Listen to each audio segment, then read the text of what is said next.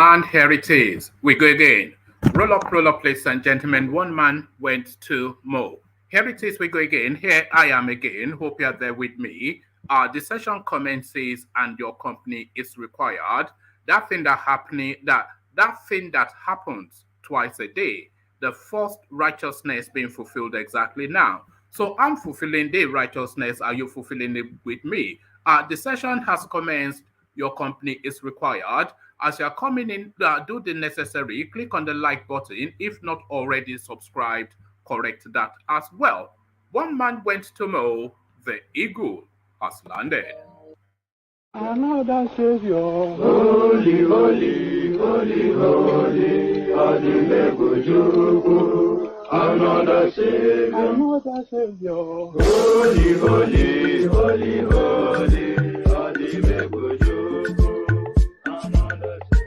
Well, this is Mobien. This is dedicated to the gallant heroes of the Nigerian Biafra War and IPO families all over the world.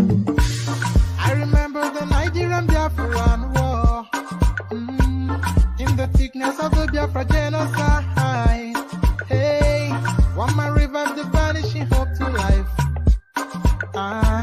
Let the great Biafran army to fight, and they were singing out, holy, holy, holy, holy,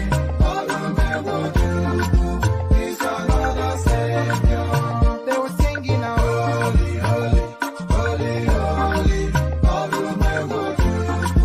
is another Savior. Holy, holy, holy, holy, is another Savior.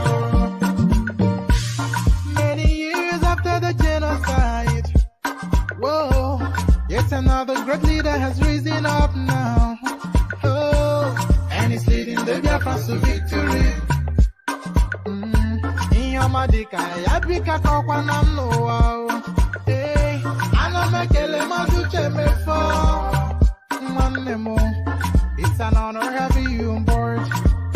When I'm singing along, holy, holy, holy, holy, Nandekano is another Savior. Sing along, holy, holy, holy, Nandekano is another Savior. When I sing along, holy, holy, holy, holy, holy, holy, holy, is another Savior. Getting moving right and getting moving fast now.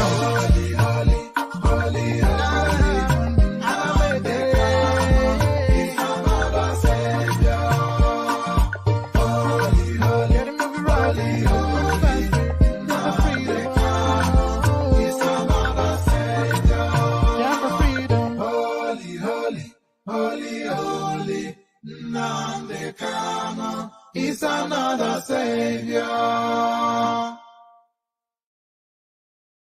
Another Savior, holy, holy, holy, holy, Adimebujuku. Another Savior, holy, holy, holy, holy, Adimebujuku. Well, this is Mobien. This is dedicated to the gallant heroes of the Nigerian Biafra War and IPO families all over the world. I remember the Nigerian Biafran War, in the thickness of the Biafra genocide. Hey, one man revived the vanishing hope to life. Let the great Biafran army to fight, and they were singing out, holy, holy, holy, holy. Is another Savior. They were singing out, holy, holy, holy, holy, is another Savior. Holy, holy, holy, holy, is another Savior. Many years after the genocide, whoa, yet another great leader has risen up now. Oh, and he's leading the Biafrans to victory. In your madika, yabika kokwa namno wow. Hey, anamekele mazuche mefo.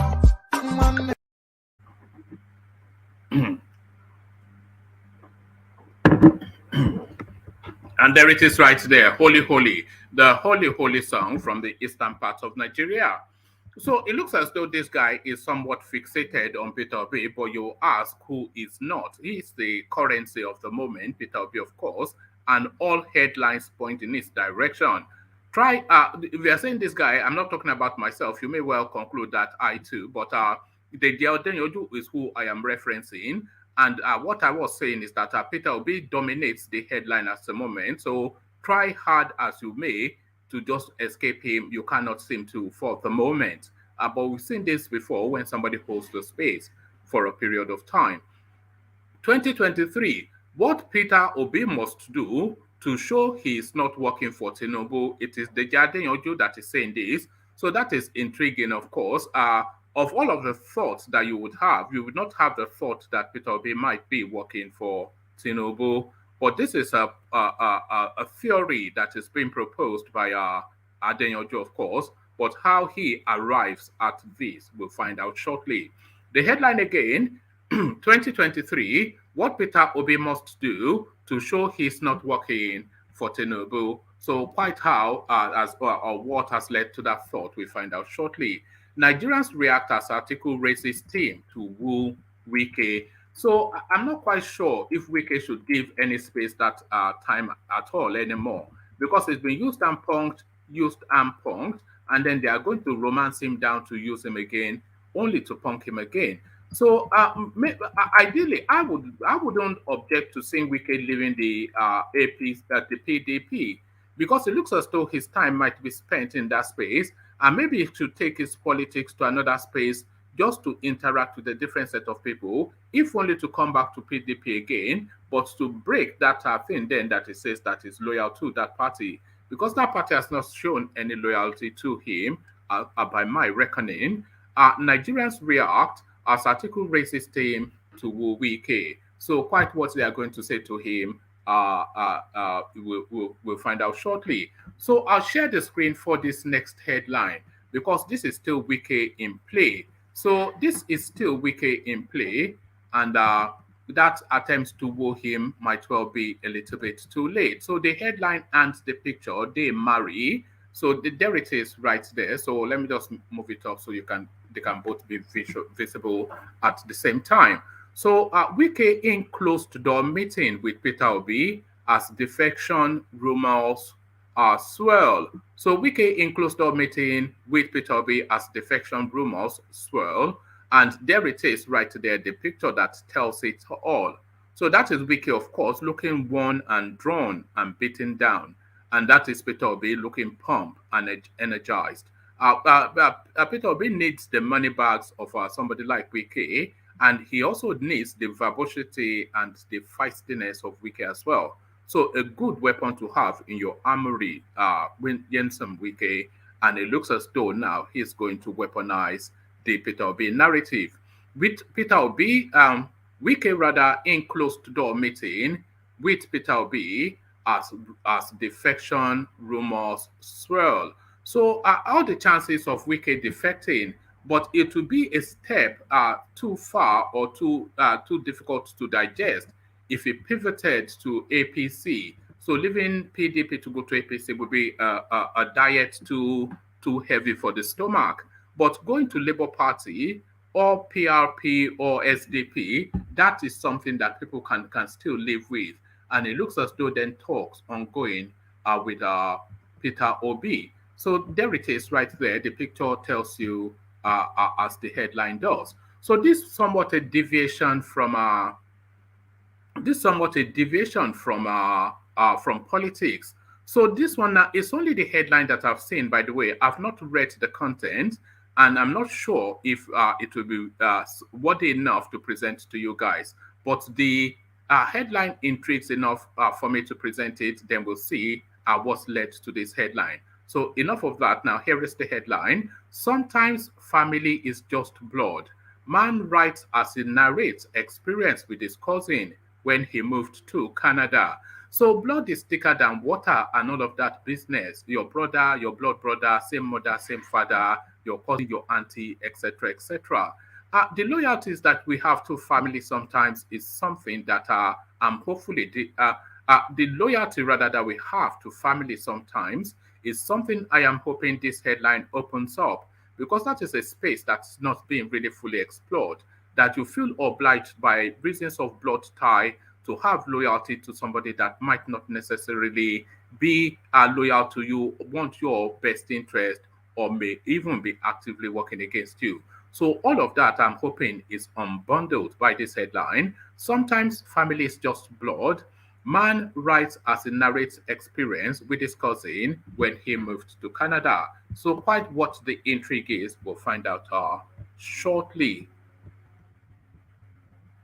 Still staying outside of politics and all matters human interest, this is a Twitter story. Law students set to face disciplinary action for drinking water from a bottle instead of a glass cup at law dinner.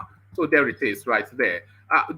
From the sublime to the ridiculous, of course. I mean, I just want to see how this is arrived at, there's pretentiousness and there is pretentiousness and there's just stupidity. So this just straddles that space and seems to be tipping over into stupidity now. We're so civilized that you can't even drink a water in the way that best suits you. Law students set to face disciplinary action for drinking water from a bottle instead of a glass cup at law dinner. So quite what is in play there, we find out shortly. And then we go back to the last storyline, rather, the last presentation is back to politics. Southeast will vote for PDP. Former Deputy Senate President Ike Ekweremadu. So there it is right there. All the hoopla and all the brouhaha, a total nonsense according to Ekweremadu. Tradition will obtain and subsist. Southeast will vote for PDP. Former Deputy Senate President Ike Ekweremadu. So quite what's led him to that emboldened thought, we'll find out shortly. So plenty to go through. So lean back, kick back, take it easy, relax into it. So what's made me chuckle is what's made me chuckle is, let me highlight this on your screen. It just caught my eye. It's not even so much whatever this person is saying, but the name that is coming under. And I'm assuming this is aimed in my direction. So pain is it, but so much have I infiltrated his head. I've now taken permanent residence in this person's head to the point that he has called himself wicked bald man. So thank you that's for surrendering so easily to me, if that was the intent. So there it is right there. So that's the menu. Lean back, kick back, take it easy, relax into it. The usual protocol, click on the like button, of course, click on subscribe as well. And if you want to come join me on the screen, click on the, let me just get that hyperlink up. If you want to come join me on the screen, click on the hyperlink that says, I need to get rid of that. That's how this purpose. So if you want to come join me on the screens, click on the hyperlink that says StreamYard. So that brings you into a studio space. So enough of the waffling. Let's get back to it. Let me play you the K Guide song and we go straight into the reader. Water, only water, only water, where they see my water.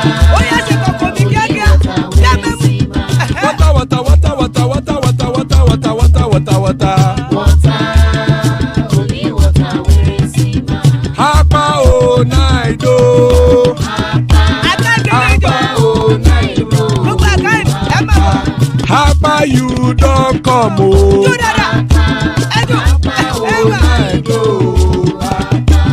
Hapa oh night oh.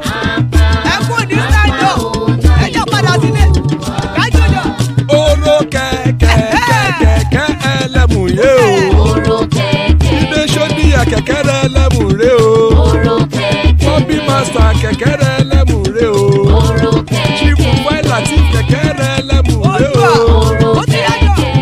Eruku lẹ̀lẹ̀ ẹlẹ́mù dé. Eruku lẹ̀lẹ̀ ẹgbẹ́ ẹlẹ́mù dòde ojàre o. Eruku lẹ̀lẹ̀ Ghana ti dé ẹgbẹ́ bọ́dì o. Ọmọ ẹlẹ́yẹ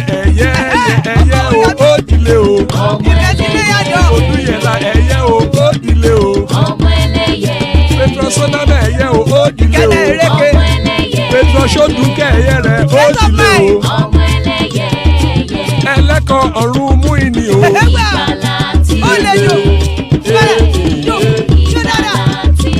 àkùkọ ọ̀run mẹ́kọ̀.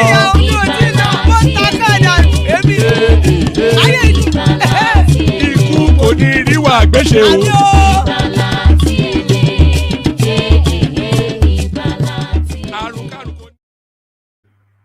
And there it is right there. Iku kò ní rí wa gbé ṣe àmì ẹ̀ pọ̀. May death have nothing to do with us. Amen. So that's what that means. Iku kò ní rí wa gbé ṣe. It means may death have nothing to do with us. 2023, what Peter Obi must do to show he is not working for Tinubu. Adeyanju. Deji Adeyanju, a former youth leader of the People's Democratic Party PDP, on Wednesday, asked presidential candidates Peter Obi and Rabiu Kwakwanso to combine forces in respect of the 2023 elections. Correspondents report that Obi is the presidential flag bearer of the Labour Party, whilst Kwakwanso flies the flag for the new Nigeria People's Party. With their exuberant supporters on social media as the matchmakers, Obi and Kwakwanso announced last week that they were talking about joining forces for the 2023 presidential election. Obi in particular has been a sensation on social media since he declared his presidential ambition and later left the PDP last month. It's as early as last month, you know, from all of the noise, you'd have thought it was a lot longer. I didn't even realize, I'd forgotten that it was just barely a month ago that this guy actually left the PDP. Obi in particular has been a sensation on social media since he declared his presidential ambition and later left the PDP last month to pick up the ticket of the Labour Party unopposed. But Adeyanju submits that notwithstanding the massive support Obi and Kwakwanso seem to be getting, the duo would perform poorly. But Adeyanju submits that notwithstanding the massive support Obi and Kwakwanso seem to be getting, the duo would perform poorly at the 2023 poll if they don't unite. Peter Obi won't score up to 3% of total votes cast in the northern states in Nigeria. Kwakwanso won't also get 3% in any southern states. The challenges of the 2023 is beyond visible to the blind. This is why opposition parties should unite, except they are working for Bola Tinubu, candidate of the All Progressive Congress APC. Adeyanju wrote on his known Twitter handle. So there it is right there. So the headline suggests, but the readout justifies, because essentially what he's saying is the permutation that everybody has, you know. Now, there's no reason to suggest that Peter Obi will make any significant inroad into the northern spaces. And that 3% that what's his name? Deji Adeyanju is attributing to Peter Obi. That 3% is more or less where all the thinking minds would have it be. Peter Obi won't score up to 3% of total votes cast in northern states in Nigeria. And there is absolutely no reason for anybody of a sane mind, any sane mind, to suggest that Peter Obi will score anything higher than 3. If you are extremely generous, 5%. It's not even going to score. There's absolutely no reason why anybody in the north will vote for Peter Obi. Yes, they are so fed up of the suffering. They are this, that, and the other, but they are not going to look in the direction of Peter Obi for a solution to their problems. It is not going to happen.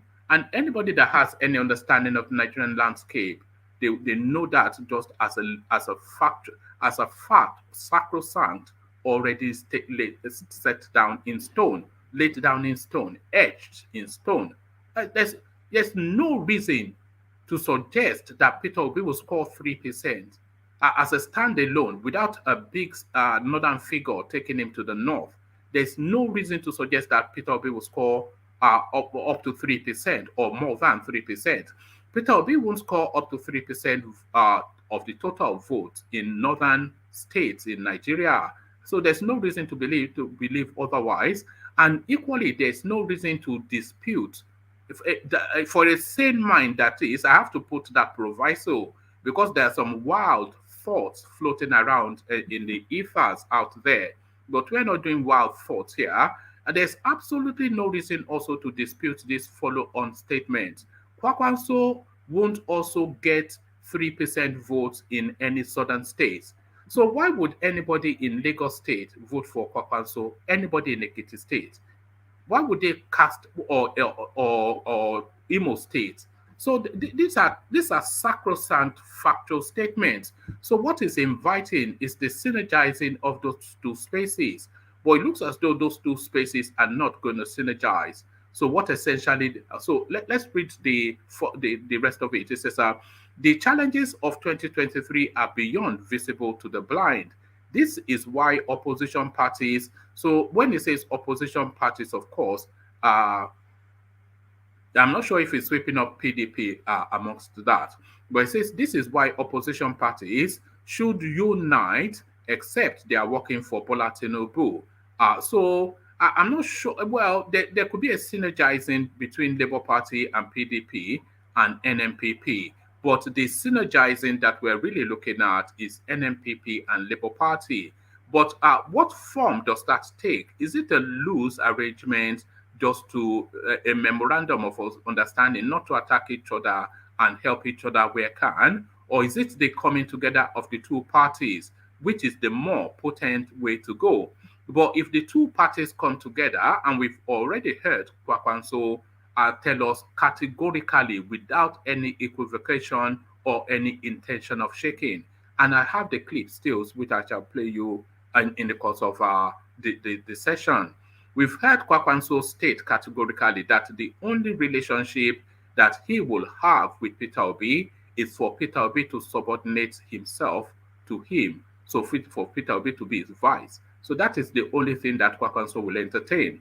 And the Obi movement are not going to countenance that in any way. So that falls apart totally. So this is why opposition parties should unite, except they are working for Bola Tinubu. So what he's saying essentially from that is to suggest that this now breaking up of all of the opposition parties, because all the political changes going on in Nigeria are happening in opposition strongholds in the south, in the southeast, and not so much in the southwest is essentially the ruling party stronghold. The north is weighted perhaps slightly in favor of the ruling party. But where all of these activities are going on are essentially within the stronghold of the opposition space. And what Deji Adeyanju is inviting is that if they do not synergize, then they're essentially Tinubu agents. So if you follow the logic, it will be very difficult for you. Why don't you just bring them all at once? Huh? Thank you. Sorry, I was just taking a delivery. Nigerians react as article raises. So from that to this, I should say, I saw the delivery man and I just had to reach.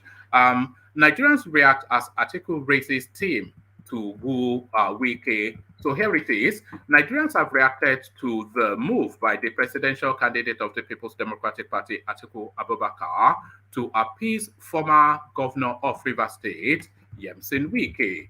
Correspondents had earlier reported that Atiku had set up a committee to reach out to Wike and other aggrieved members of the party ahead of the 2023 general elections.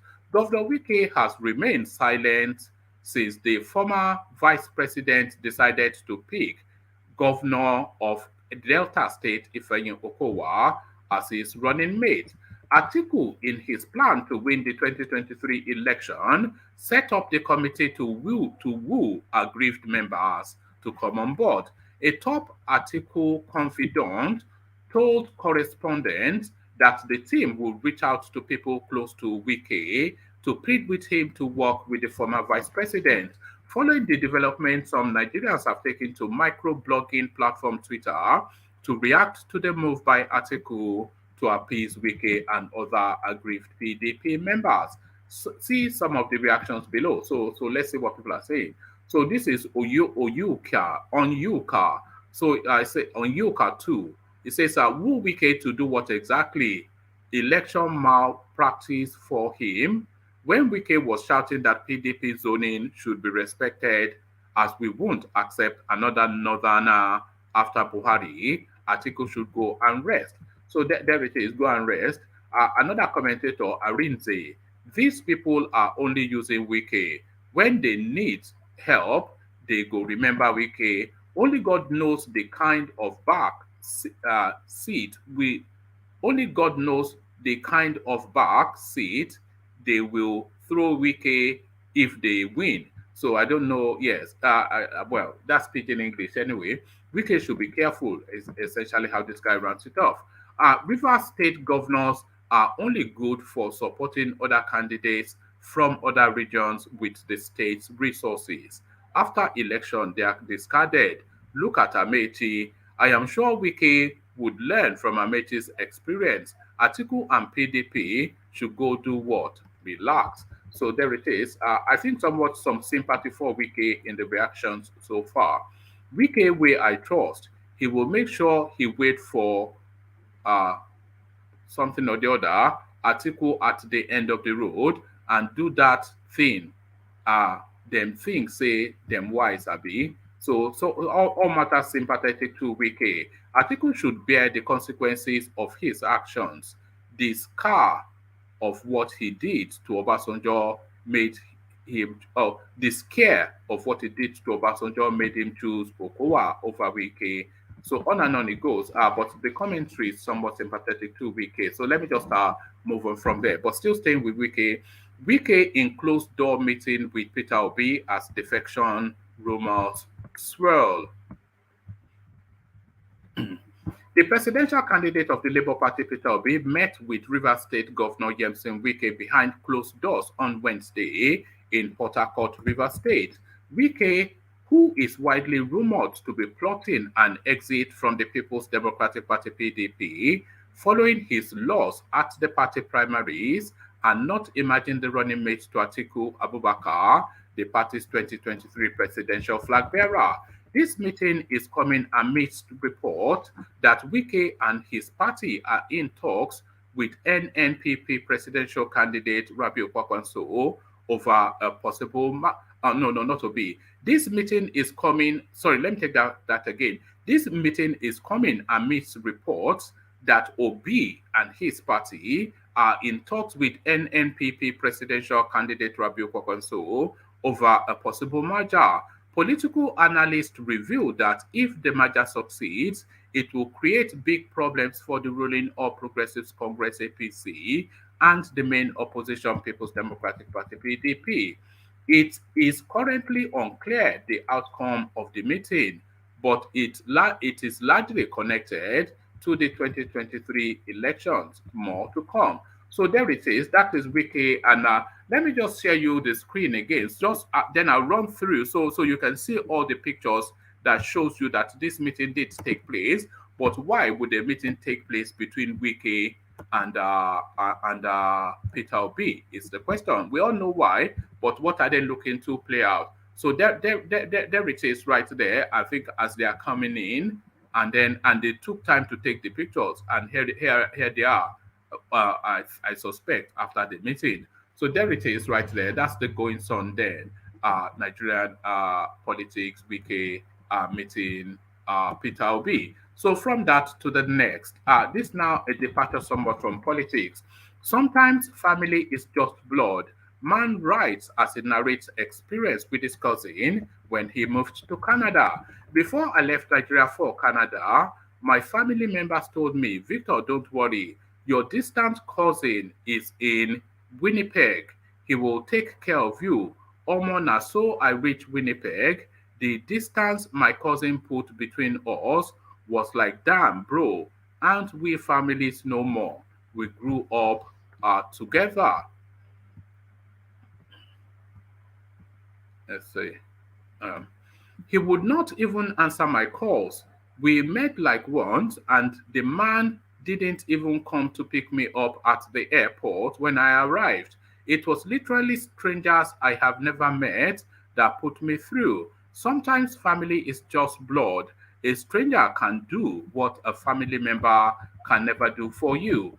If he told me right off the bat, I would have I would have to find my way. I wouldn't have been if he told me right off the bat, I would have to find my way. I would not have even been tripping about me being about him, that should say, being distant. It's the fact my guy promised me so many things and I needed guidance for sure. I arrived Canada end of January, beginning of winter, was 3 weeks behind in class. I was 3 weeks late. Class already started. I arrived late January, had to walk 35 minutes in the blizzard for a week before I fully understood how the mini peg transit worked. Got sick in my second week, started regretting why I chose Winnipeg because of my cousin. So it's that story of abandonment. So I thought really it would be stronger than that, but it really opens up that space really that really the obligations that you feel somebody might have to you for reasons of being blood, they may not necessarily be how they see it. Essentially, the takeaway from that. So this one, let me just steam through this one quickly, and then I'll go to the last readout. So this one, another one, human interest sort of storyline. Twitter stories: law students set to face disciplinary action for drinking water from a bottle instead of a glass cup at law dinner.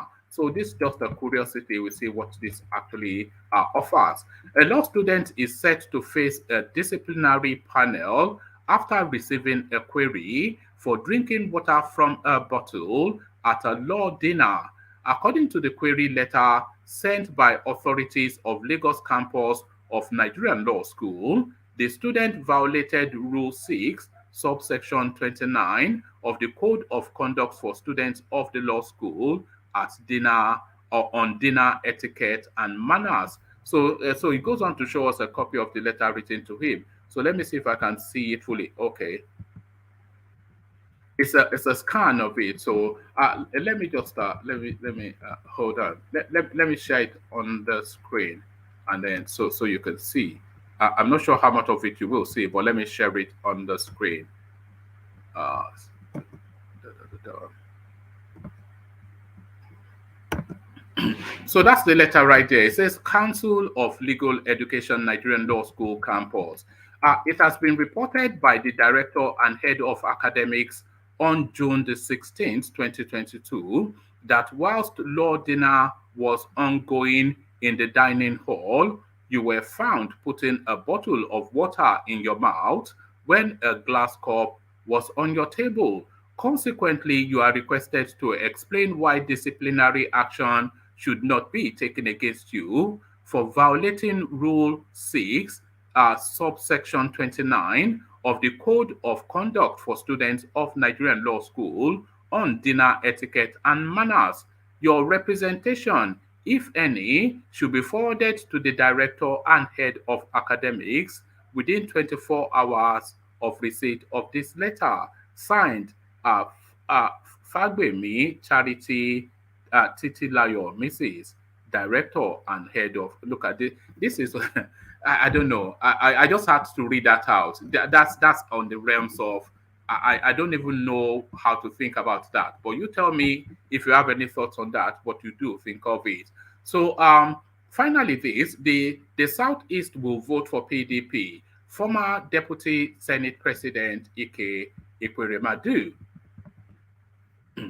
Former Deputy Senate President Ike Ekweremadu has said that people from the southeast region of the country will vote for the People's Democratic Party.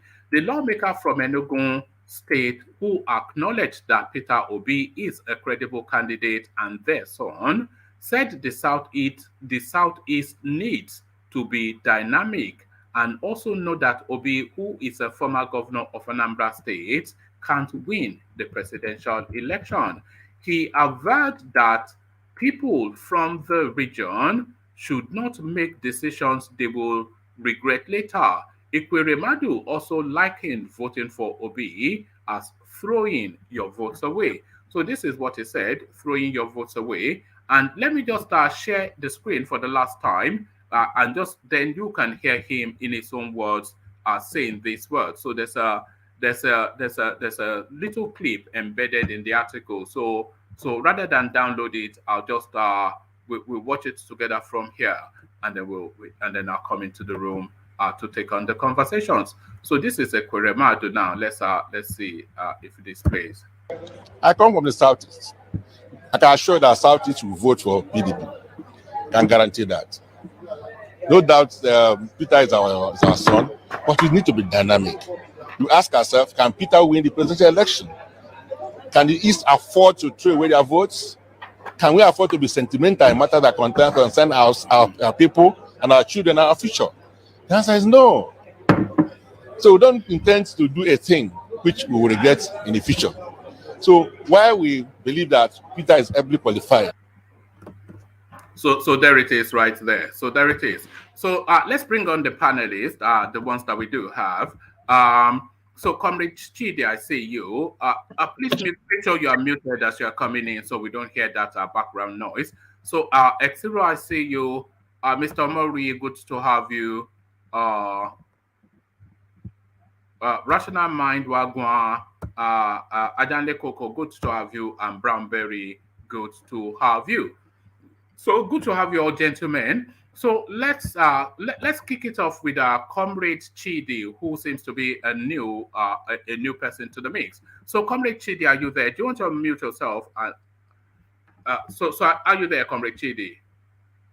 Yeah, I'm trying to survive. Brilliant. Don't try to survive, or try and thrive instead. So don't survive, thrive. Life should be lived and enjoyed. So as you go on thriving, thrive on this, Comrade Chidi. Deji Adeyanju suggesting then that essentially by osmosis, either wittingly or unwittingly, the whole of the Peter Obi storyline is essentially him working for Tinubu. So you've seen how we arrived at that thought, but do you concur with the logic, Chidi? Can you reiterate what you just said? I think you were talking a little bit fast. Let me grab every element of your postulation. Sorry, did you hear me read out the bit? I heard you, but I'm trying the recap you just made now before it's. I'm saying that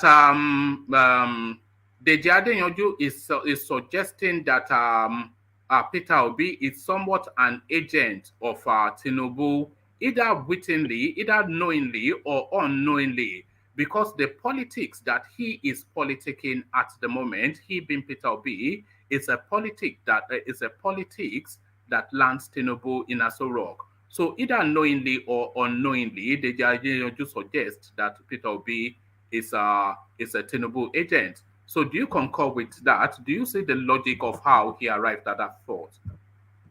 Well, thank you for having me, and I'll bring greetings, to all and sundry in this panel.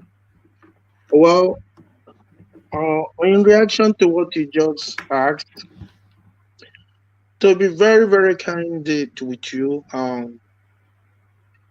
I don't really like to tackle. I don't like to leave issues and start tackling tissues. To me, before I, because I mean the situation we find ourselves now in Nigeria has gone beyond rhetorical presentations. So I like to address issues and tackling tissues.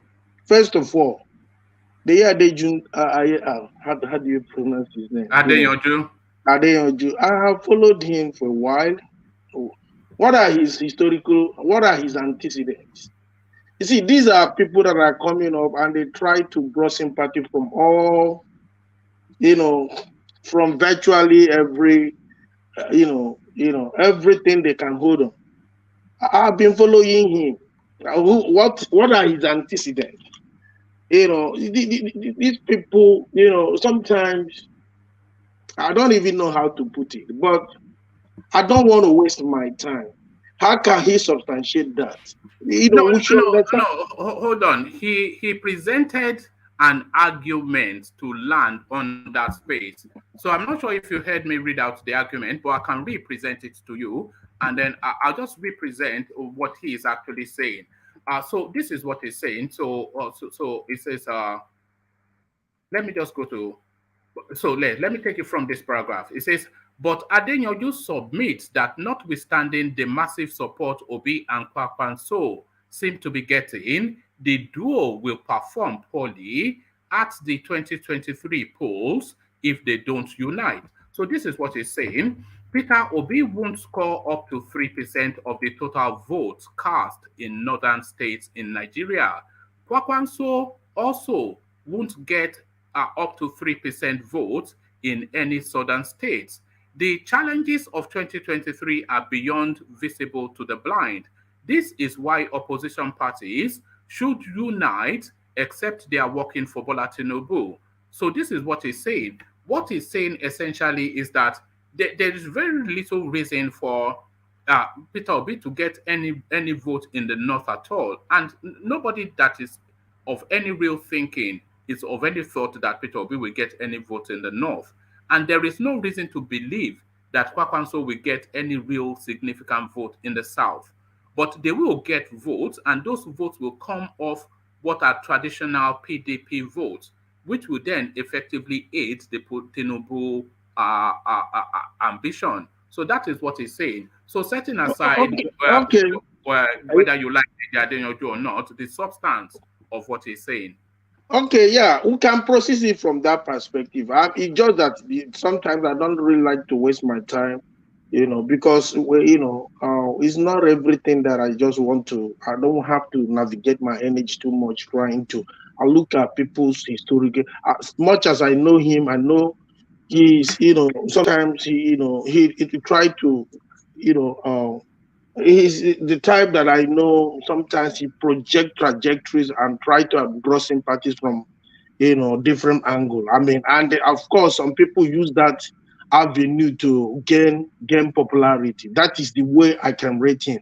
But in the course of this debate, well, let me react. Even if we have to look at it, to substantiate his claims. One is, let us. I want us to understand. And I speak.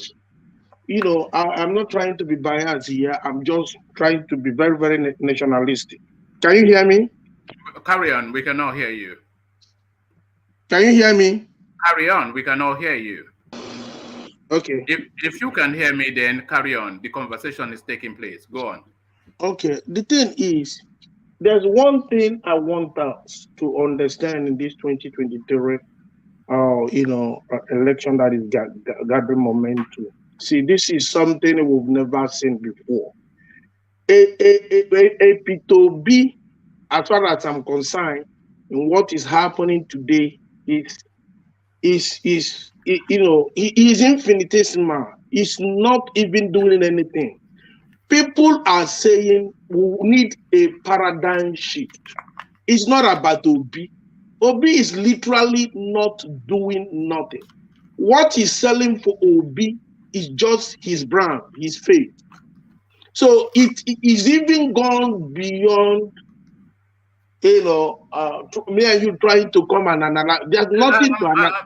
That paradigm shift, is it echoing in the north as well? Is it echoing this paradigm shift is, in every nook and cranny of this project called Nigeria, even within the north, within the south. No, are they not on board with the narrative that you are postulating? This narrative you are presenting now, is it echoing in the north? I am telling you, sir, I don't know how conversant you are by virtue of what has taken, fortuitously taking place in Nigeria now. I am telling you, Obi is literally not doing. People are just tired. When hunger comes, it does not discriminate. It doesn't know who comes from the north. No, let's not go down that route. Let's keep it steady in logic and known things. So Of what I'm course, I am being very, very logical now. So yeah, so let's not go to the, I am, see, I'm not trying to. Of course, I am a person. Of course, I might speak with. I mean, like based on what is before me. I am not trying to. I'm not. no, where I was trying to take you to, Chidi, is that we know that the country is ready for change. The people have been beaten down. Mhm. There's there's new levels of bestiality, bastardization, cruelty, and just low. Everything is just run down, and people are just, they are at the edge of, they need change, and that is universal to the whole of the country. So we accept that, but where are they looking to, and how are they looking at that change? So are they looking at that change in the north? Are they looking for that change in the north, and are they looking at it in the north in the direction of Peter Obi? So this is the thing. So how is See, he playing in the north? let me just, maybe I should put it this way. Eh? And what you just said now, of course, you cannot. There's no way you will advance without. If you don't know where you're coming from, there's absolutely no way you will know where you're heading to. So everything stems from what you just, the picture you just painted now, and that is why it looks as if I am trying to draw my analysis from the root. So everything boils down to what is exactly happening in the country. The people, okay, will have, okay, let me just, maybe I should put it this way. Outside there will be the other two persons who are coming is Tinubu and Nanatiku. Who are these people? So it has come to the point that people are beginning to, and again, when you say, is it coming, this way will change, you see, what direction is it coming? There is virtually that no can cranny of that entire Nigeria that this menace has not touched. And that is why I was standing at, because everything is coming from there. That is just the foundation. And people are now saying, before What the Adeyanju said, Chidi, is that there's nothing that suggests that Peter Obi will score more than 3% of the total votes in the north. I'm telling you, hold on. What suggests to you that he will? Yeah, of course. I am following events as it unfolds. I am seeing people coming in mass. Even the Northerners are coming in mass, and the Obi is not. Obi is not even going there. The people on their. I was watching yesterday. I saw Northern youth masses. I didn't see Obi there coming out to say, man, this thing. I mean, like coming out to say enough is enough. And the message they're passing across is very, very obvious. Obi don't need to go there. People are just tired. People are just tired. And let me tell you, those who are contending, who are coming out now, the thing is that when you look at them, who are they? These are recycled. You say people are tired, but some people will suggest that people are tired, but a lot of the electorates, especially in the north and even significantly in the south, they are looking from the change. They are looking for that change from within the known parties. So they are looking for a change of direction. They are looking to use the pressure of their agitations, of their outcries, to effect change within the known parties rather than pivoting to an unknown quantity. See, like, you see, sometimes, that's why I said, sometimes we don't have to, it's not everything that will play politics.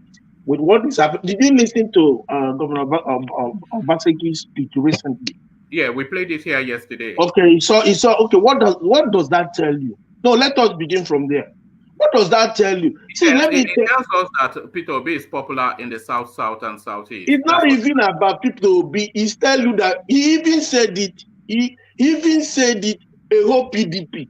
What does that tell you? It tells you that people are tired of hearing PDP 8. And by the way, there's nothing different about PDP and APC.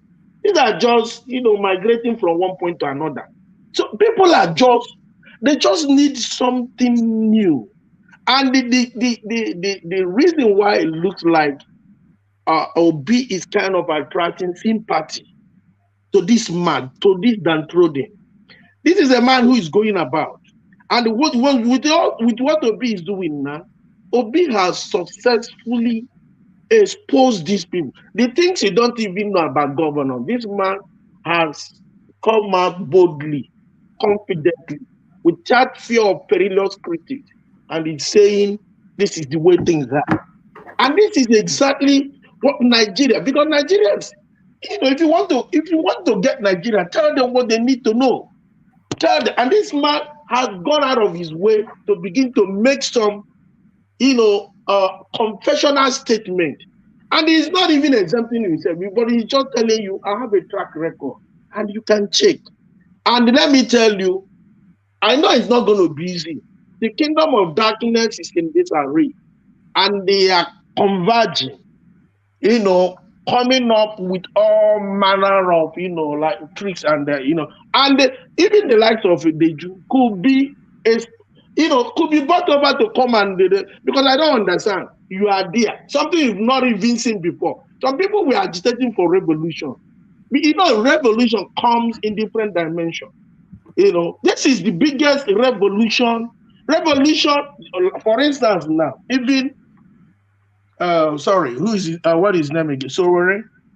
When I was I was privileged to be, I was once a NANS carer. I was once former mobilization officer, Zone D, all the Southwest and within the Nigeria. When I was doing my NANS politics, I met Showore in struggle. And that is why sometimes when they come, and like somebody like, what's his name? The deputy governor of Edo State, Philip Schwab.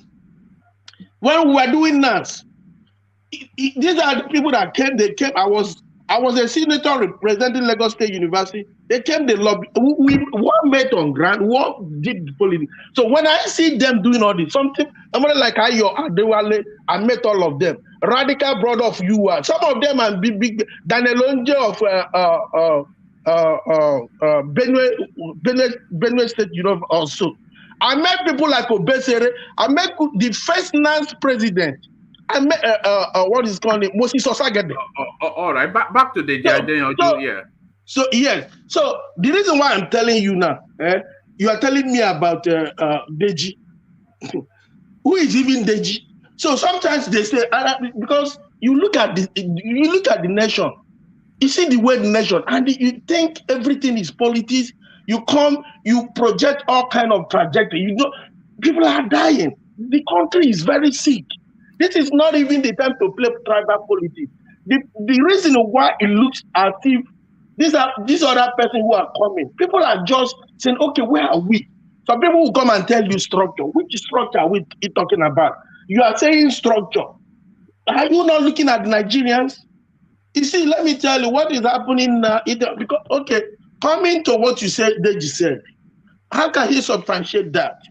How can he? The historical antecedents and known voting patterns is projecting unknown voting patterns because the voting patterns in Nigeria are known. So I don't want to. See, and that's what I'm saying. Maybe for the first time, I don't want to go by that statistic.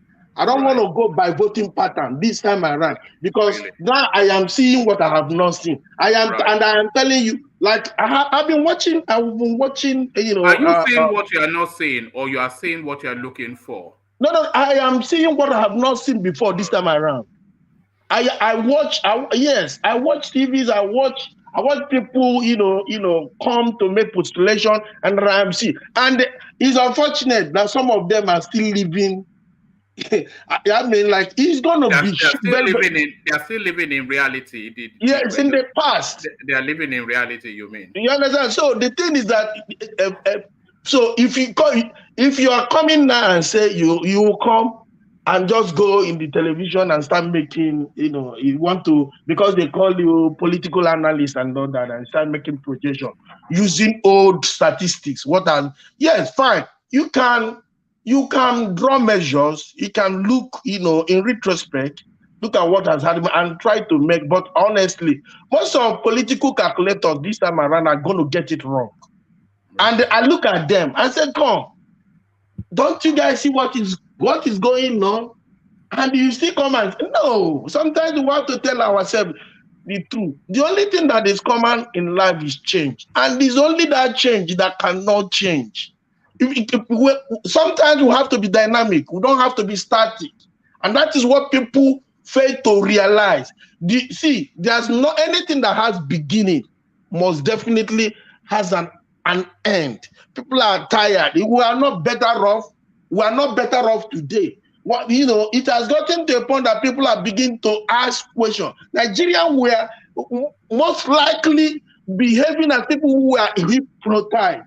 In the face of rascality, hold on, because you are somewhat sermonizing there.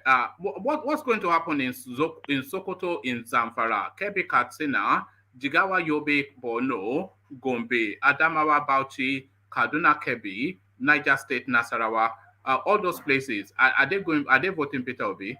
Okay, let me just tell you. So, like I said earlier, Abinisho. So I may not, because it is still morning. It is too early to call, because I know every day. But those are the spaces. Sorry to keep. It's just so many people waiting. So I want to know where you are coming from. That's the space that Deji Adeyanju is speaking to when he's saying 3%. So I don't see any noise of obedience coming from Sokoto State or Zamfara State or Katsina or Jigawa or Yobe or Borno. So let me not say. Let me react. Fine. Number one. I hear it in Imo. I hear it in Enugu, but I'm not hearing it in Borno. And the Borno voter is a voter too. So when it comes to the northern axis, a lot of things, and don't forget again, Labour Party is virtually. I mean, this is a party. Maybe because of what is happening now.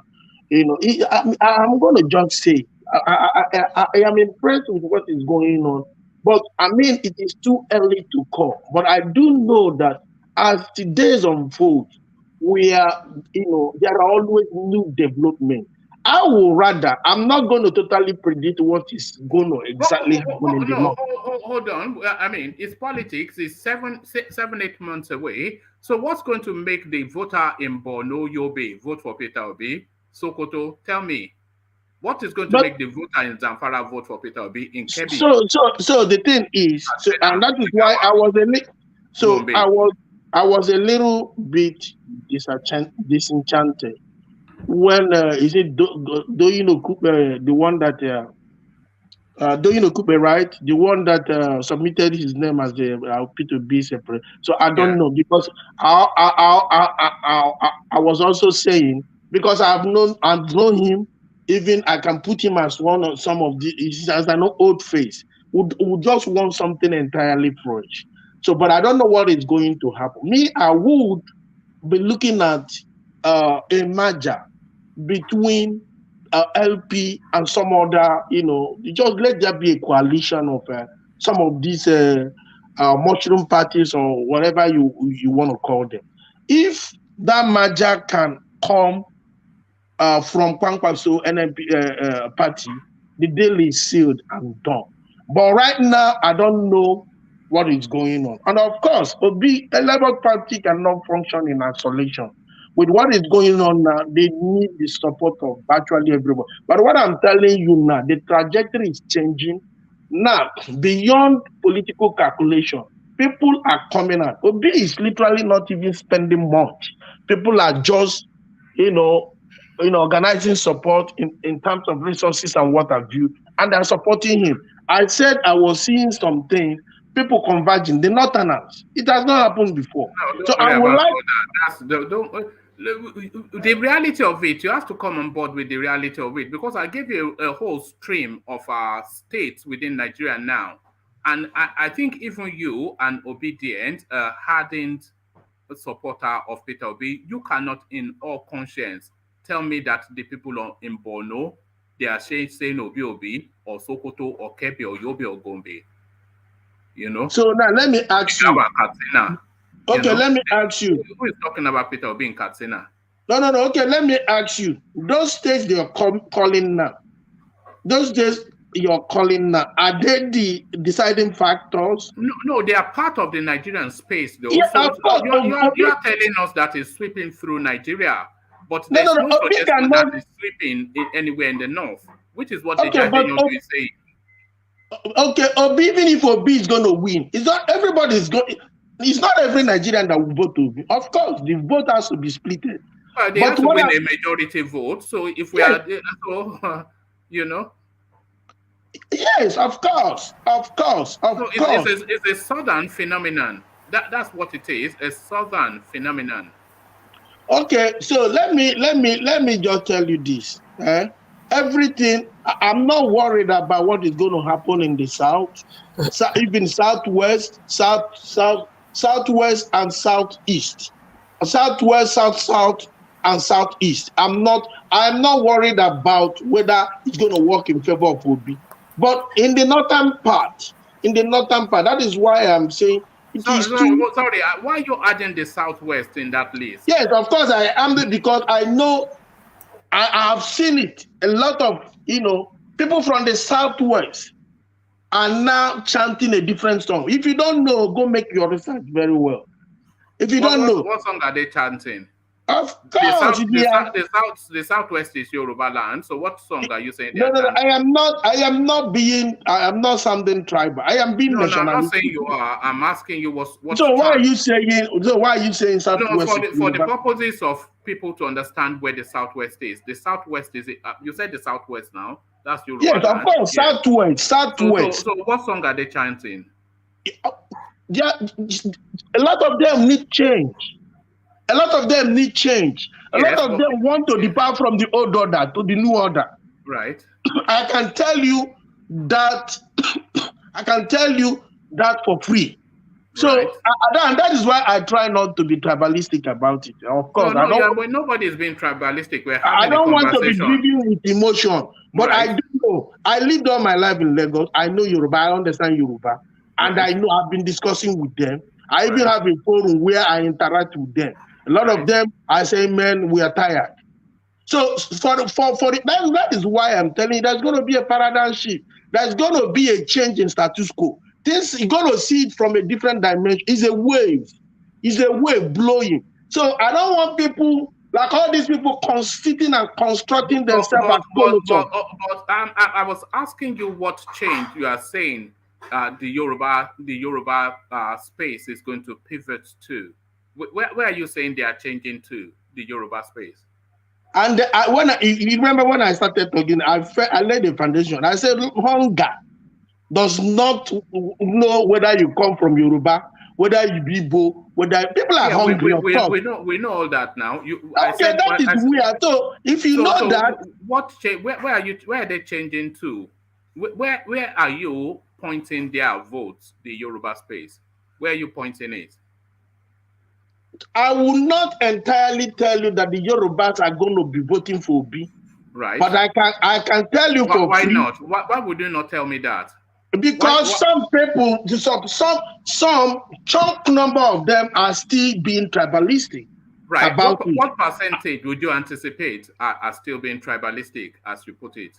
Well, I can still tell you maybe like up to 70%. Right. Or maybe 65%. So 70% of Yoruba land will vote for Tinubu, who will be their son. So hold on. Where is Peter Obi's votes coming from? We've discounted the north, we've discounted the southwest. So where is Peter Obi's votes coming from? Well, okay, let me tell you. So what I'm telling you is with right now, Yoruba, some of them are singing a different. And you remember I was telling you, it's too early to call. Meaning that every day, like today, as I speak to you now, you will see something new. If you go across all social media, you will see something new. People are, that's why I'm saying it's too early. Before we get to that time that we're going to vote, you're going to see something tremendous. What we are discussing now is not what we're going to be. The topic is definitely going to change. But with what I know today, based on what I know today, what I can see audibly and visibly, some Yorubas are tired with the current status quo. And they are saying Yorubas are now. Most Yorubas are. Most Nigerians are. But yes. I've already asked you, and you answered honestly. I have to say, because like you said, 70%, and I think 70% is probably even too low. They are not going to be voting for Peter Obi according to you, in Yoruba land and the North. We've already discussed that. So the Peter Obi vote now is narrowing to his base. No. You're I chip in, one man. Go on. You are lumping the Yoruba vote as a block vote. I have told you this before. I don't want to come here and be arguing for Peter Obi. I'm just trying to argue analytically now. Right. On the last election, the Southwest, the PDP and APC in the Southwest were almost 45-55%. It was a little margin that the APC won the PDP. Who were the contestants in that election? Oh, you of course know the contestants now. Right, so there it is. Yes, good. So now there is a new wave, and I don't think you are also degrading the Yoruba voters by saying that they will vote in block.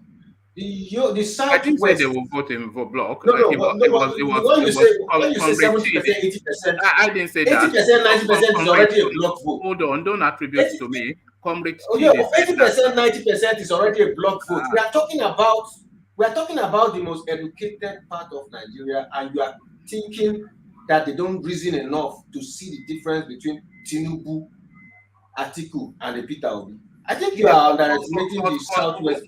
I don't think I'm underestimating anybody, but okay. I think you are trying to attribute to them what they have the competence to own themselves. If Tinubu, he has a history of performance, they will put that into consideration, and his history of performance is stronger than Peter Obi's. They will put that into consideration. No. I have a rebuttal. I don't want to take the floor from the young man speaking. I just wanted to let you know. Please, I have a rebuttal. It depends on how long you want me to express. I can dynamically dislodge some of this postulation. All right. Tinubu, okay, let me shock you. Tinubu is somebody I've worked for. Okay. I can tell you that for free. Yes. Does Tinubu know that you worked for him? Does he know? I am telling you, during my student activism, I go to Bodilon with Comrade Ayo Aduele. I see him one-on-one, and I don't want to be too emotional. But some of the things you are saying, even what I said before, maybe you are not following what I'm saying. I do know Yorubas. I have worked with them, and I'm telling you before. If it's in the past, you can be talking about that block vote. But I'm telling you that the narrative, and I'm trying to tell you that it is too early to call, that the narrative is changing. With what I know today, if it's 100% before, it has narrowed down to 70. You are. I hope you are not making the leap that people are like in the Southwest that they would rate Peter Obi in the way that you imagine he rates. People might not rate him in the way that you imagine he rates. So they are going to rate him. Are they not going to rate him to follow? So you see, when we talk about Tinubu and people are talking about the things he did, honestly, I look and I laugh. This thing is the more you look, the less you see. All right. Honestly, Tinubu did not do nothing. I can tell you that. Okay. And I know the system. I know everybody. It's unfortunate. People like to look things from the surface. They don't know what is beneath. But that one is entirely a matter of a separate discussion. I don't think I have the time to begin to dissect that. But honestly, it is not how you guys are projecting it. He did this, he did that. Did what? What are we even talking about? Do you know how much the Lagos State generates? Do you know if they put you as a Lagos State administrator, you can even perform better? Forget it. People, I don't know. People, and again, you have to understand how these things work before you make a good analysis. Because people are too far away and they look at it and they think that's the way it is. No. How much did Tinubu have? We knew Tinubu's story. We knew when he came back, he was a part of Afenifere, the Antony Nahoro them and all that. I knew, even Tinubu in the campaign, first election, I was in the campaign trail. We run around the Lagos and we mobilize people, youth, students, and we work for him. So I understood that. At the end of the day, what happened? So forget it. It's not. Unfortunately, I'm not seeing it the way you are. Are you there? Can you hear me? Hello? One man, I think one man is around, is listening. He's just went to get something. So I mean, it's not what they think. It's not. I can tell you that for free. And what I'm saying. Let me tell you one more thing. The people who are one of the most smartest people are the Yoruba people. Don't underestimate them. Remember that when they did the NSAS, they discovered what's it called? These foods that were meant for the people in almost all the states. They went to the Oba's palace and destroyed it. Yoruba people did that, not outsiders. So they know when their leaders are corrupt in all the 6 southwestern states. They know. They have this in their mind. They have not forgotten. So before you make mention of APC to Yoruba people, think twice. They knew Tinubu owned some of those properties they went to destroy. Even in TVC, those were not Igbo people. They beat a lot of people, a lot of police people in the street. They wanted freedom from this APC government. Don't forget that. That's just what I want to chip in. All right, brilliant. And the truth is not far from what you just said. And I'm not even trying to underrate anybody. And I understood. Yes, I even this concluded the election. Now I was watching and I saw Ekiti State. They produce the highest number of professors in Nigeria, and then for them to reduce themselves. Let me tell you, in this election, my fear is not even all this that trajectory, because anything I tell you now. And that is what I'm trying to avoid. I don't want to make political analysis that at the end of the day that will be wrong and it will backfire. Because I know as they unfold, you will see different things. You're going to be hearing different things and you're going to be shocked. So I don't want to be spontaneous. I don't want to be fortuitously be making postulations that are going to be unfounded. So let me maintain. You understand? Let me remain a closed-mouthed now. But the things I know, I can say and I can defend is what I can tell you right now. So it's too early to call. You're gonna be seeing a lot of changes. We've never had it like this before, and people are impressed, and people are happy with the trajectory. And maybe let me leave you with this. You should understand that people know. People who are comfortable with the current status quo are people who are in one way or the other enjoying it. It's not that they don't know that the system is decaying. And it is not as if they don't know that this thing has gone too far away. But honestly, it's a matter of using divide and rule system. And that is why when people like Deji that you are saying, who have followed for a very, very long time, and I know these are mere distraction. Is it not the same, Deji?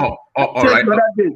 I said the other day that Obi, Governor Obi, I was reading on Twitter when he was saying, I was reading, when he said Obi was offering him money. Totally unfounded.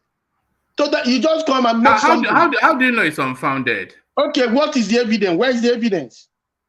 But where's the evidence that he did not? Why would you say it's unfounded? I'm saying unfounded because hold on. Do you know factually? Deji has refuted it. Deji has refuted it. No, he did not refute it. He took down the tweet. Refuted it. He did not. He did not. We discussed it here. He did not. He took down the tweet. I will pull it up. I will pull it up where he refuted it. I will show you.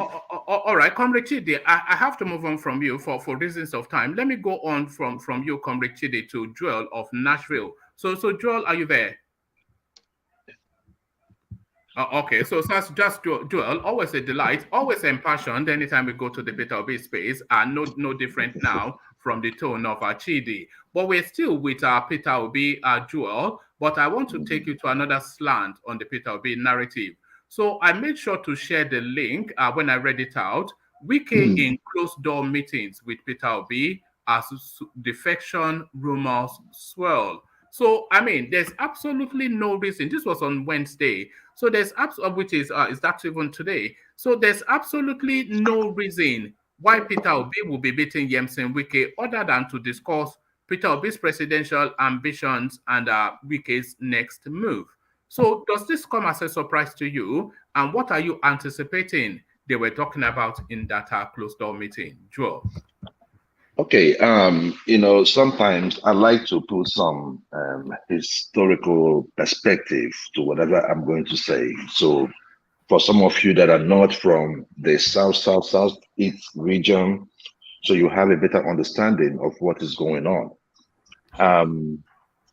During the time of Orderly, if you guys you can remember, he spent all the money he spent doing campaigning in the north. Those days he used to give like 250 million to an emir, 500 million depending on your class, of the kind of emir you are. And every first class king, be it Oba of be it the Oyo guy, the Oyo monarch, be it this young guy is those days. He went to Oni, thank you. Lagos, he bought everybody. Now, it is instructive to know that when Peter Orderly was now going for the screening purpose and the screening exercise, as he was outside, they blocked him and told him that he cannot come in, and the screening is going on. There's an order from above that said that he should not come in for the screening. And that was how Orderly was taken out of that contest. He was from River State. If we can go a little bit back to Amechi did the same thing. Amechi made sure that he sponsored Buhari. At least he got a ministerial position.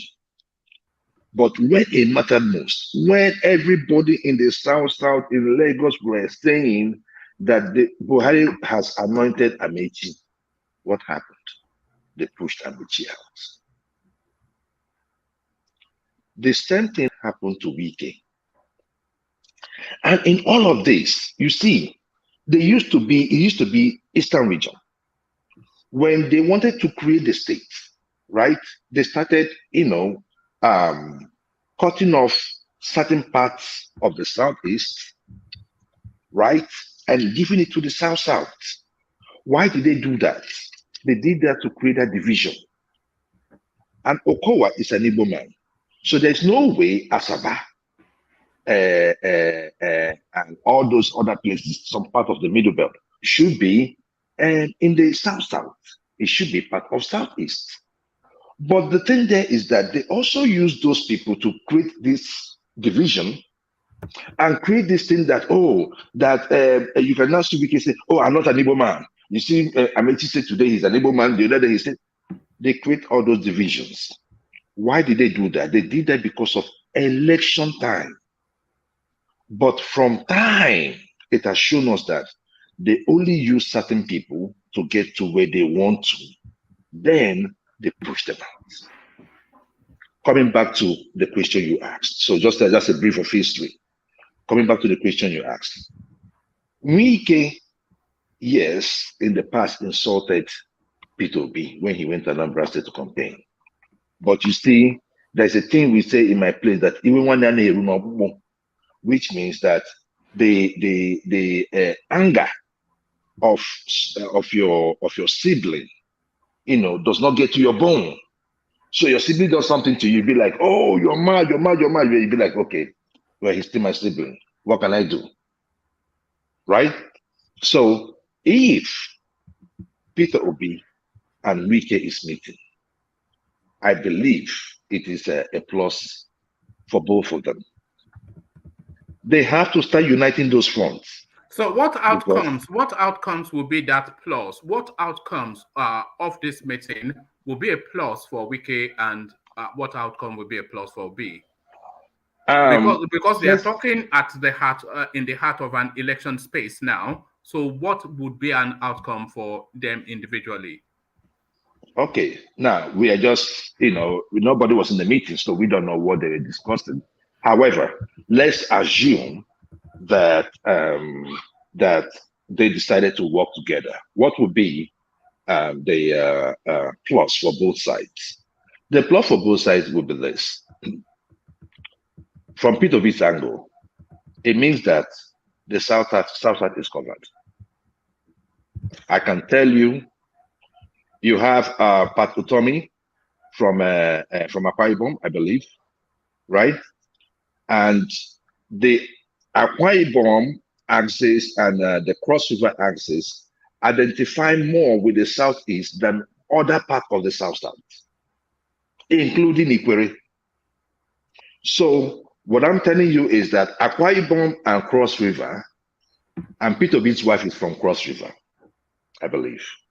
So those axes is covered. If Wike comes into the block, it means that Peter Obi will win at least 5 out of 6 states in the South. So that is huge. Now, I don't like the money politics. However, even if Wike on his own side, Wike can get any ministerial position that he wants. He can even decide to be a kingmaker. But at the same time, he knows that his political future is not dead. Because with PDP, I mean, there was no way they could pull that through. Okowa and Edo State Governor were working against Wike. Yes, they had problem in the past. So if they were enemies ab initio, and you make one of them the vice president in a competition that Wike is involved in, that is a recipe for disaster. It is better. It would have been smarter of Atiku to pick someone like an Iron. If he had picked Iron, for instance, then the Wike side knows that, oh, okay, he did not pick me, he did not pick my enemy. The Okowa and what's his name?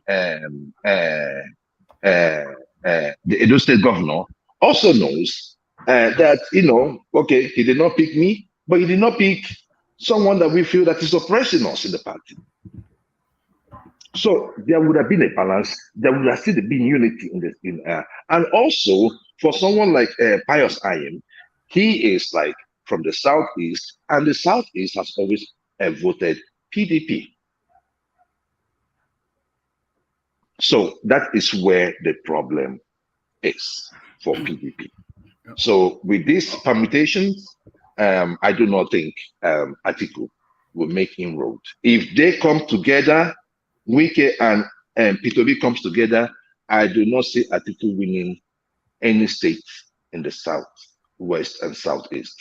Now, I want to take you a little bit. I will just make it just 1 minute. Yeah. We were talking about Lagos State. Now, I don't know if any of you saw an interview done by one of the candidates or one of the chieftains in a Lagos State. He was explaining to everybody. I don't know if anybody watched that interview, please, you can chip into. He was explaining the cost that was used to build the blue and red line. And when he made the comparison with what they were doing in Ethiopia, I went and I Googled it. And this is what I found out. I found out that the claim that he was making was true. They awarded that contract for the blue line. It was meant to start from Okoko. down to CNS, right? And that contract was awarded for, I think, if my numbers does not, I think $2.5 billion.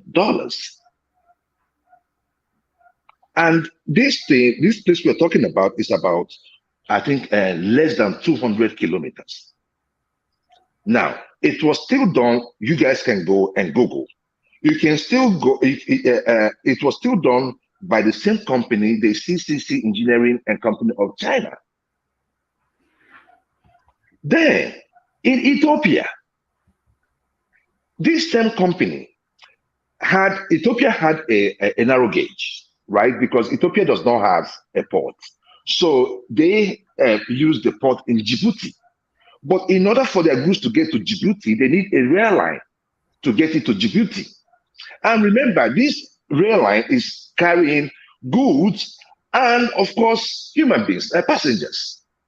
Now they are building a 702 kilometers. 702 kilometers. Pay attention to the numbers. For $4.2 billion.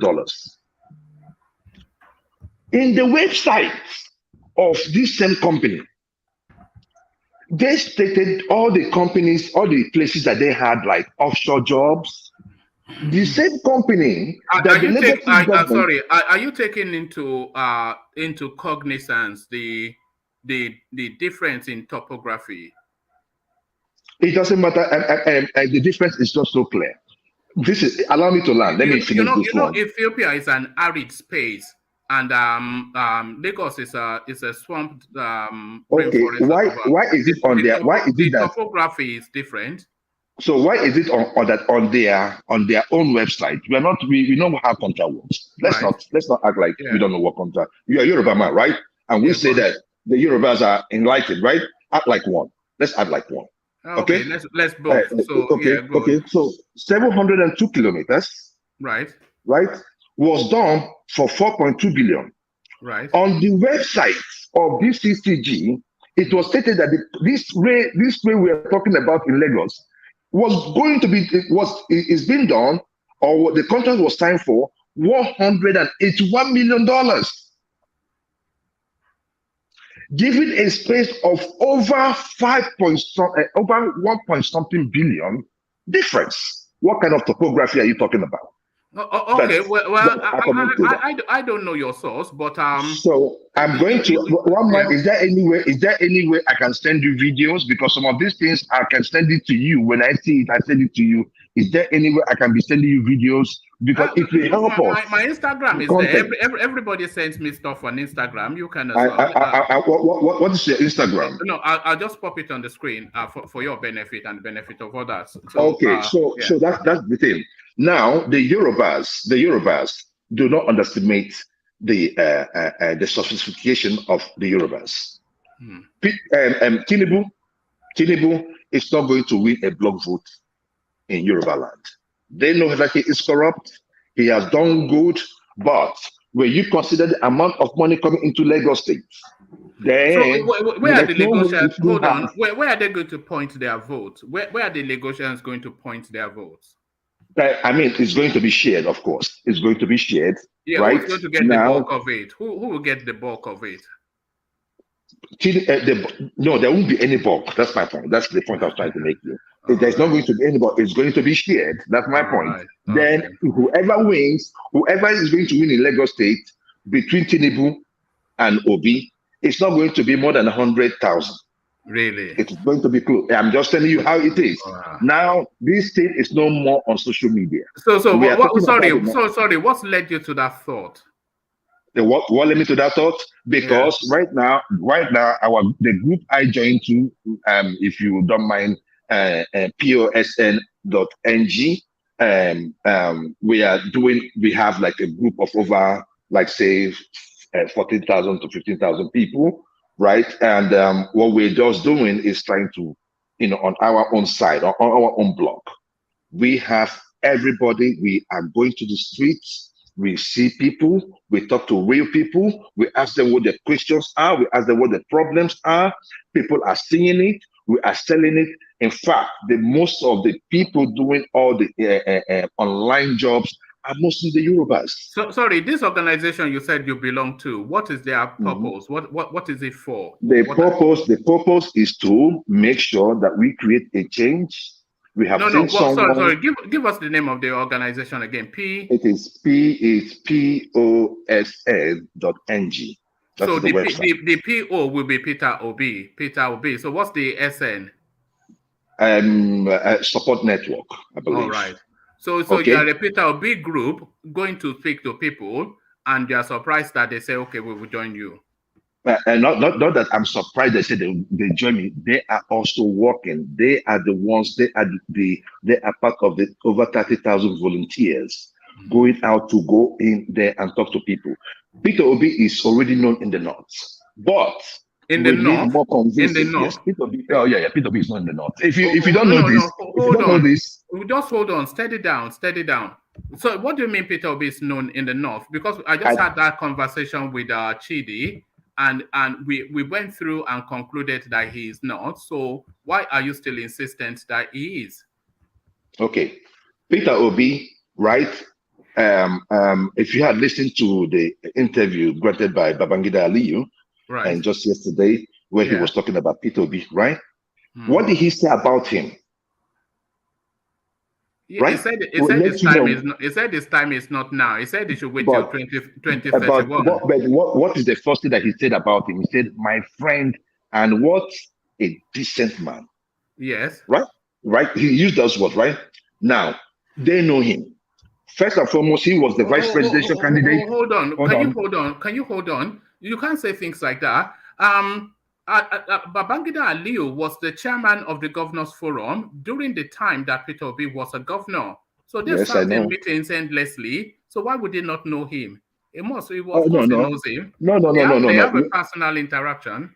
No, the reason why I brought up the Babangida Aliyu interview was just to tell you how deep Peter Obi has been, even in the PDP. He was the vice presidential candidate of PDP in the last election. Do not forget that. And he was with Atiku. So you cannot say that when they were in the north, they were just talking about Atiku. No. Even in the north, you are trying to woo the Christians in the north. So you're going to talk about Obi as well. There was a protest No, sorry, you can't say that, Joel, because when Buhari was campaigning in 2014, not a single person knew who Yemi Osinbajo was, and they traveled the whole country. It was only in the course of his performance as vice president that he established that was for you. That was for you. What I'm just saying is this, right? They might not know Yemi Osinbajo in 2014. No. Even in 2014, that's what I'm saying. But now you cannot tell me that in the north right now that you do not know who Yemi Osinbajo is. Even you do now. So they don't know Peter Obi in the north. No. They knew he was on the ticket. They have seen. No, they don't. They knew Atiku was running. They didn't really care to. That's the point I'm making with the Yemi Osinbajo case. They didn't really care to pay attention. Yeah. See, there is no way you're going to sell someone, if you're trying to get votes. You cannot just go and say you go to North and you're talking about Atiku. No. Like I told some of you, everybody in the north, can I finish? Everybody in the north are not Muslims. Okay? There are Christians. There are also a huge population of Christians. Yes, the Muslim might be more, but there's a huge population of Christians. So you also have to woo them. Now, if someone is on the ticket, people know him. That's what I'm trying to make you understand. They don't. Is what I'm saying to you. Now he has to. This is the point. At least they have had the name Peter Obi. Now, what Peter Obi has to do right now is now to go and talk to them directly. But we have started the groundwork already. Who will introduce him? Who will introduce him to the north? Who will introduce him? Oh, the process is on. Come on, the process is on. It's not done. Kwakwanso has already rejected him, so who will it turn to? If Kwakwanso right now, right? There could be other options. Like what? But the only thing there is that the person on the ticket, remember, the person on the ticket is the most popular. That is the person they're pushing. The person that is supporting is someone that probably we are just saying, okay, give us this, or can even make inroads, or can even speak to the people. Now, the difference between this election and the last election is there's something different happening. Nigerians are tired. You and I living in abroad, we are even tired of sending money. We think that the money we are sending is even big. Now we cannot even build like houses the way we want to build. Everything is expensive. You call any person in Nigeria, your cousin, your brother, they are asking you for money. It is not because they want to beg. It is because they are hungry. So people are tired. Hunger, like the previous speaker said, does not know your color, does not know your tribe. People that are going to school now that are home, nobody knows where. They don't know where the school will start again. They do not say Hausa, go to school. They do not say Yoruba, stay at home. They did not say Igbo, go here. They did not say Ijo, do this. They're all at home.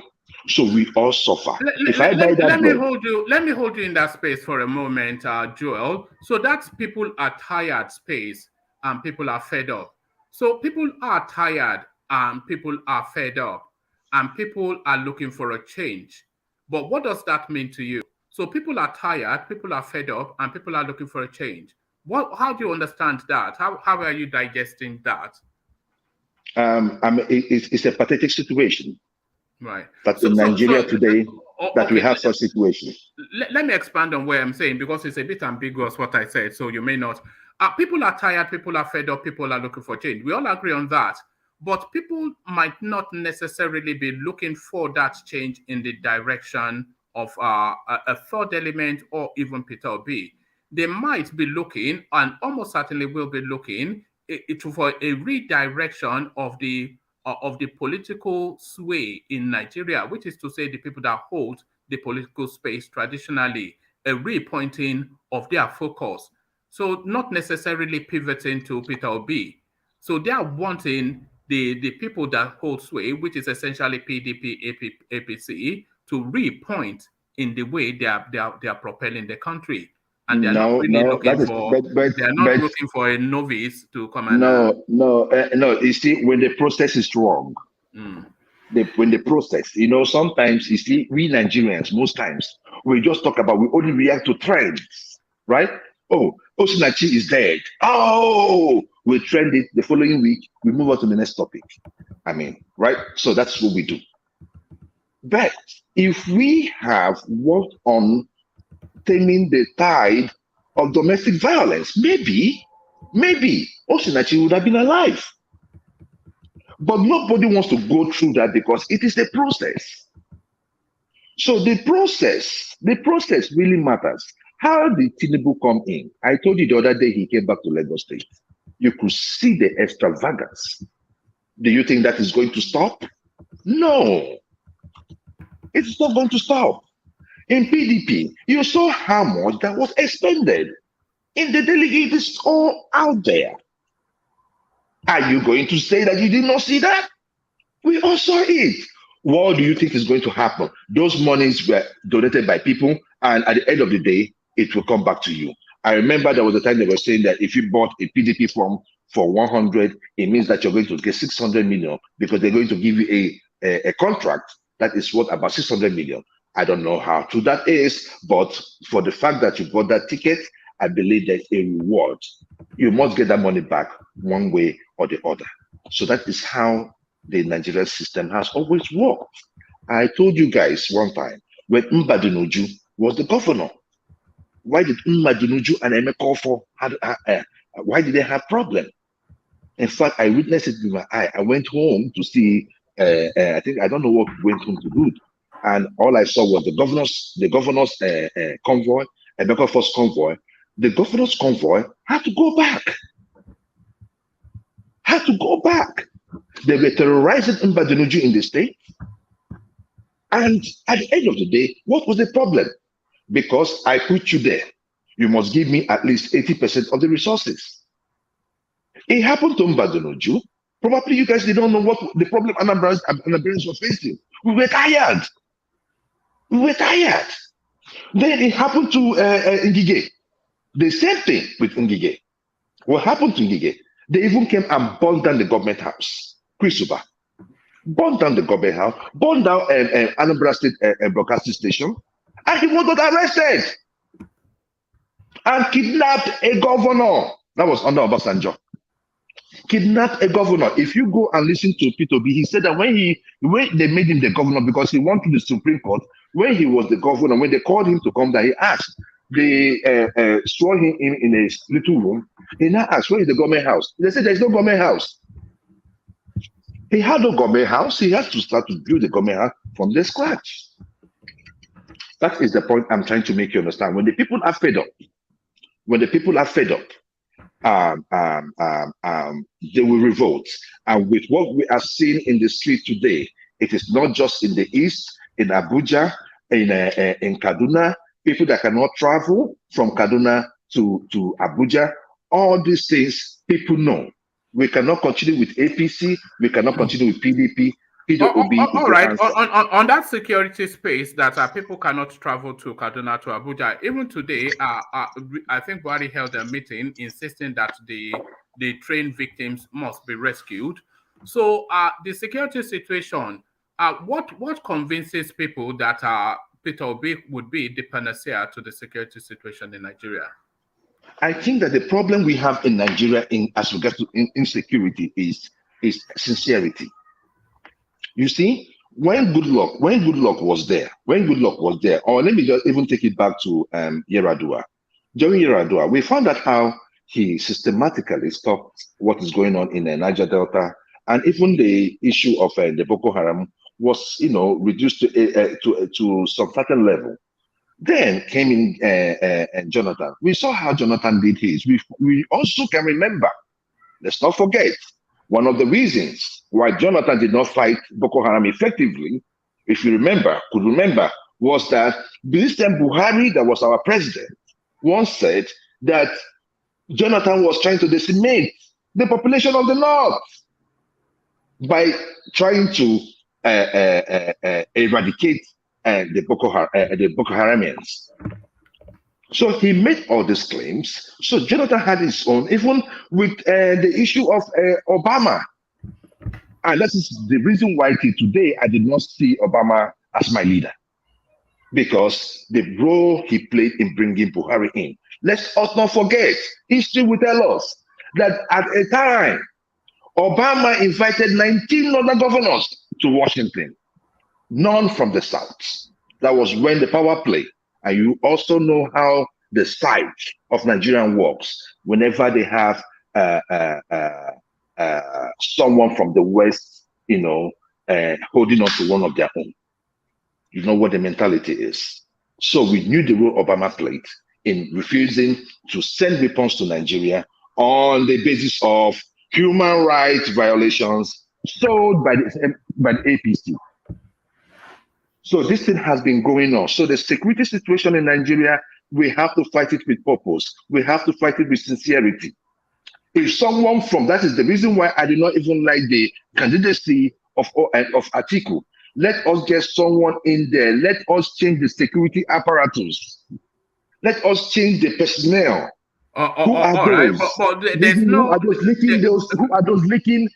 those leaking information to the Boko Haram? We know the problems, but the query is if Peter Obi is the solution. But Joel, for reasons of time, let me go on to CJ. Very impassioned presentation from you as always. All your fan clubs, you have a growing and expanding fan club on this platform, led especially by George Blueshell, who always delights anytime you come up to speak. So George always that was in his he's always applauding you anyway. So there it is. So that's he's anytime you turn up, he's always delighted. So thank you for that. Thank you, George. So let me go from you, Joel, to CJ, who seems to be a new voice in the space as well. So CJ, we have you. Okay, good morning, everyone. I'm actually Brilliant. new on this space. Oma, you've been doing a great job. So thank you. So to the conversation, what is your take? Peter Obi, of course, he doesn't want to leave the headlines. We try to avoid him, but we are not succeeding at the moment. So now, Deji Adeyanju kicked it off again. He seems to be gunning for Peter Obi, especially, suggesting that Peter Obi would not score anything more than 3% in the north. And when he broke down the permutations to arrive at that thought, there seems to be some logic to it. So, Peter Obi, now that wind of this obedience, are they aware of it in Borno, in Sokoto, in Kebbi, Katsina, etc.? This is what it's saying. Your thoughts, CJ? Yes. So Nigerian politics is you can't rule out the fact that ethnicity plays a great role when it comes to politics in Nigeria. You can't. It's impossible to rule out the fact. The number one question we have to ask ourselves is, do Nigerians understand what the dividend of democracy is all about? Nigerians don't. A lot of Nigerians don't understand what democracy is all about. All they understand is every 4 years, go to the polling unit and sell your vote. Make the money to feed, to get the next meal the next day. I've been a PO in River State, Ogoni land, inside the creek before. So I understand how the local voting happens. So when you tell me, when I'm an Igbo man, and I have to be real, when someone tells me that the obedience wave is making rounds in the north, I don't think so. If Obi wants to win the north, he has to have foot soldiers in the villages, inside the corners, villages, not in the cities. They don't have to protest in the cities. They have to go to the villages. That is where you need people who don't even understand what democracy is all about. People who don't even understand the dividend of democracy. People who only understand how they are going to go to the farm, get their next meal. That's it. They don't even care if they have electricity. They don't even know that they need to have power supply because they've never had it before. So that is how P2B can win the North, if he actually wants to. But if they're making it, if it's going to be this wave of people going to the cities protesting, it's a lie. He's not going to win the North. I want in a sane society, in a country where people understand what democracy is all about, in a country where people understand what the quality of good leadership is all about, Obi should be the best candidate. CJ, Deji Adeyanju rates the success of Peter Obi in the north as low as no more than 3%. Do you think it's a bit unkind? That statement. It's not unkind. That's the reality. Peter Obi can't win the north without having foot soldiers in the villages in the north. You can't win. Where does the voting and the manipulation happen? I've been a polling officer in Ogoni, inside the creek. I saw what happened. That's where the main thing happens, not even in the city. If you want to win an election in Nigeria, go into the rural areas. That's where your campaign should start. And then come into the city. That's the only way you can win an election in Nigeria. Secondly, just come to think about it, even in the Southwest, let's be frank for God's sake. Are you going to say that tribal or ethnicity doesn't play a great role in the way people vote? Let's the other day when the Igbos went to do their PVC registration, some thugs came to fight them. What do you think those thugs were fighting them for, if not for ethnic bias? So we need for people to change, for P2B to win in Nigeria. We need to ask ourselves, are the people of Nigeria ready for this change? Are the people of Nigeria, do they understand what the dividend of democracy is? Do they understand who their oppressors are? You know, these are the questions we should ask ourselves. See what happened in Ekiti. The same people will come and say, bad governance, but they sold their votes. They still sold their votes. No matter, forget all these people that are coming, I'm obedient. A lot of them are going to sell their votes. A lot of them. So the thing is, we need a total reorientation of Nigerians. Nigerians need to understand what democracy is all about, the dividend, what they are lacking, what they need to have. They don't need to settle for the less. In a sane society, what would someone like Tinubu be doing, for God's sake? running for president? Why would even people in a certain society, why would people cheer for Tinubu? An old man, like super old, that can't even hold himself together? Someone who forgets his speech? Is that the same person who you want to be president? How is he going to be coherent enough to sit in Committee of Nations? And you still see people supporting him. Guys don't understand that people don't understand what democracy is all about. People don't understand what they are missing. So I think the wave of Obi can make an inroad, can win this election, one, through thorough campaign, total reorientation, right from the rural areas up into the city. That's the only way, and they have a short period of time to do it. Yes, that's where I was taking you to. I was going to ask if with 8 months to run, 8 months to the election, do you think it's come a bit too late for the 2023 space? It is too late. But there's for me, I think there's nothing, there's no harm in trying, right? If it's too late, but at the same time, if he can get the volunteers, they can just try it out, you know? Even if he doesn't win, at least he can actually shake the current status quo so that people would understand that Nigerians are beginning to understand what democracy is all about, what they are lacking, you understand? So, because Nigerians are used to settling for less. All right, brilliant. So CJ, there was a meeting that took place today between Peter Obi and Yemsen Wike. Yemsen Wike, of course, you are aware of the treatment that he got in the PDP, and you are aware of the Peter Obi narrative. So speculate as to what they might have been discussing in that closed-door meeting, CJ. Yeah, of course. If Onyesun Wike can join Obi's camp, that would be great. That would be a great addition to Obi's camp. At least he's going to deliver. He's a strong. When you say strong man in Rivers State, like I told you, I was a PO in Rivers State. When you say strong man, it's not by strong because people love him in Rivers State. It's because he's able to buy people's votes. Because he has the Aye guys who are going to move with guns to make sure that things go their own way. So he has those. When they say political machineries, those are the political machineries they are talking about. He has those people who are going to make those moves for him, especially in the South. So, yes, if he has Peter Obi, he's going to be able to deliver some votes, a major bulk of votes in the South for Peter Obi.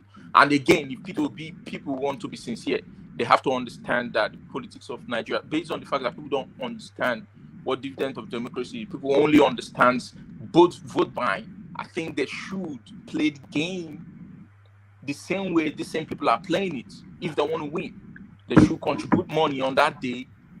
If they see PDP and APC buying votes, they should pay and buy their own votes. But do they have the funds? Is the thing. It was lack of money that chased Peter Obi out of PDP because he couldn't match the dollars that were in play. Yeah, that's the reason why his support group need to raise funds for that. Like, we have to be real. Like, you want GoFundMe? You want to use GoFundMe to go and read the Jacqueline article? Something like they need to start looking for funds, even outside Nigeria, inside, because that's the fact. Like, money plays a great role in Nigerian politics. So we can use the money if they can use the money to put Obi into the seat first, and then change the mindset of the people, let the people understand what dividend of democracy is all about. Yeah, all right. But as it stands, no. All right. No, round off your thoughts. Yeah, round off your thoughts. You were about to say. So, but as it stands, Obi, I don't see Obi winning the election. If he's going to do it the way Obama did it now, it's not going to work in Nigeria. All right, brilliant. Well put. So thank you. But make sure you join us again because you present so well. The space always delights in hearing somebody that presents well. CJ, let me take on some of the super chats that have been coming in before I go on to the next contributor. So this is Alexander Gomez, of course, who, as always, he communicates via super chat. He says, no doubting the fact that Obi is the Obama of the Nigerian youth. His brand is spreading like wildfire across the nation. Unfortunately, he won't win.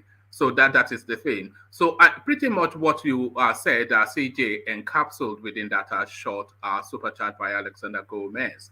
He says, no doubt in the fact that Obi is the Obama of the Nigerian youth. His brand is spreading like wildfire across the nation. Unfortunately, he will not win. So there it is right there.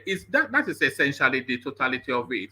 Nobody of anything can imagine that Peter Obi will win, but what we are all hopeful is that he puts up sufficient enough of a performance to give these people a good bloody nose, to punch them hard in the nose so they feel it. So that will be the result that people anticipate from Peter Obi. And a lot of people don't even want him to win, because if he wins, he's going to get demythified.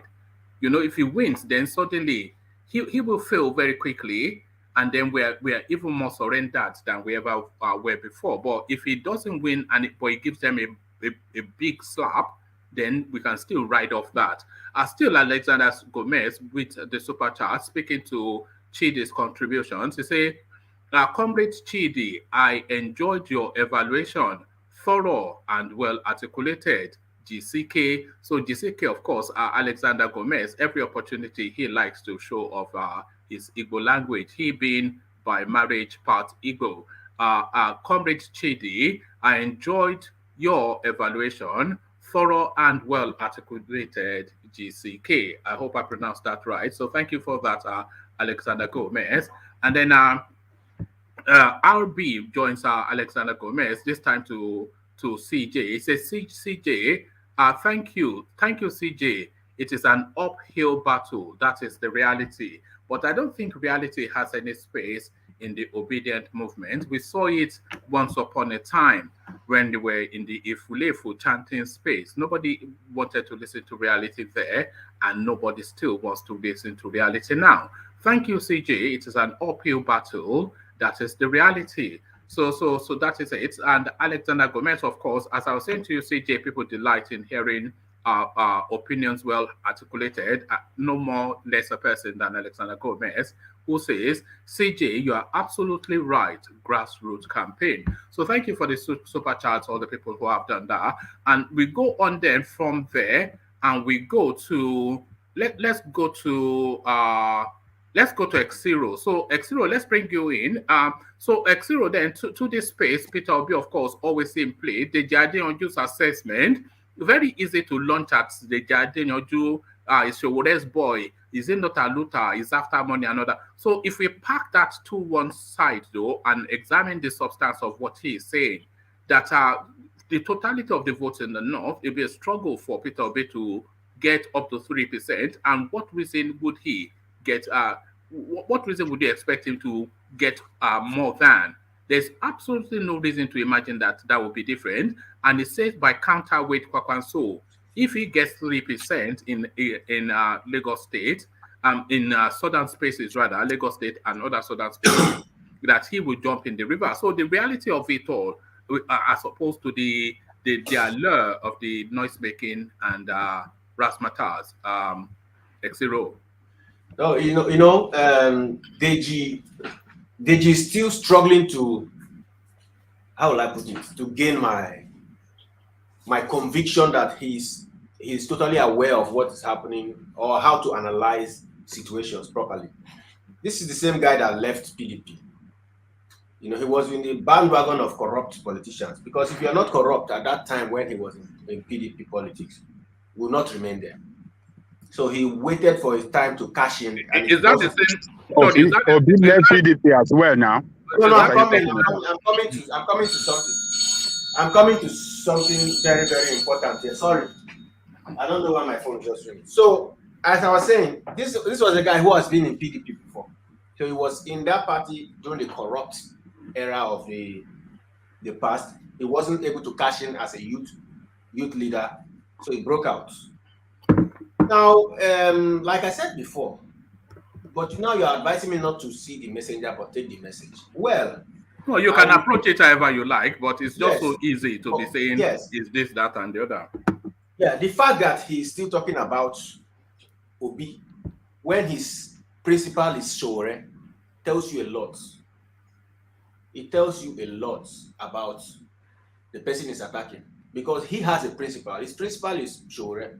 Show us what Showore is. I love Showore too. I'm one of Showore's men here in Europe. But you see, I don't want Showore to be lost in, like I put it before, fighting the gate man, Aluta and the gate. Why the party is going on? Enter where the new Deji Adeyanju should spend his little money to create media awareness for Showore. Stop all the time castigating a fellow contestant. It's not right. It's not the right approach. Then let me balance into this issue of Peter Obi gaining 3% of the vote in the North. How is this guy dissecting the North? I have dissected the North here before, and everybody here applauded me. We looked at the North, that the North is just not, it's not only called North. There's the Christian North, there's the Hausa North, and there's the Fulani North. Even these people are so divided in between that you can't really pinpoint who is who and who is supporting what. Is it the same North where Southern Kaduna has been so impoverished, so attacked in this administration that they will now put out their block vote for the same party? Is it Benue State that has been ravaged from day one that they will put their block vote to PDP or to APC? Is it Katsina State? When Buhari was in Katsina State on visit to rest, they kidnapped 200 people. Is it the same Katsina State we are talking about? I doubt if it's the same Katsina State. Is it Borno State that has been boiling from day one? Even they had to bomb, they bombarded an IDP center.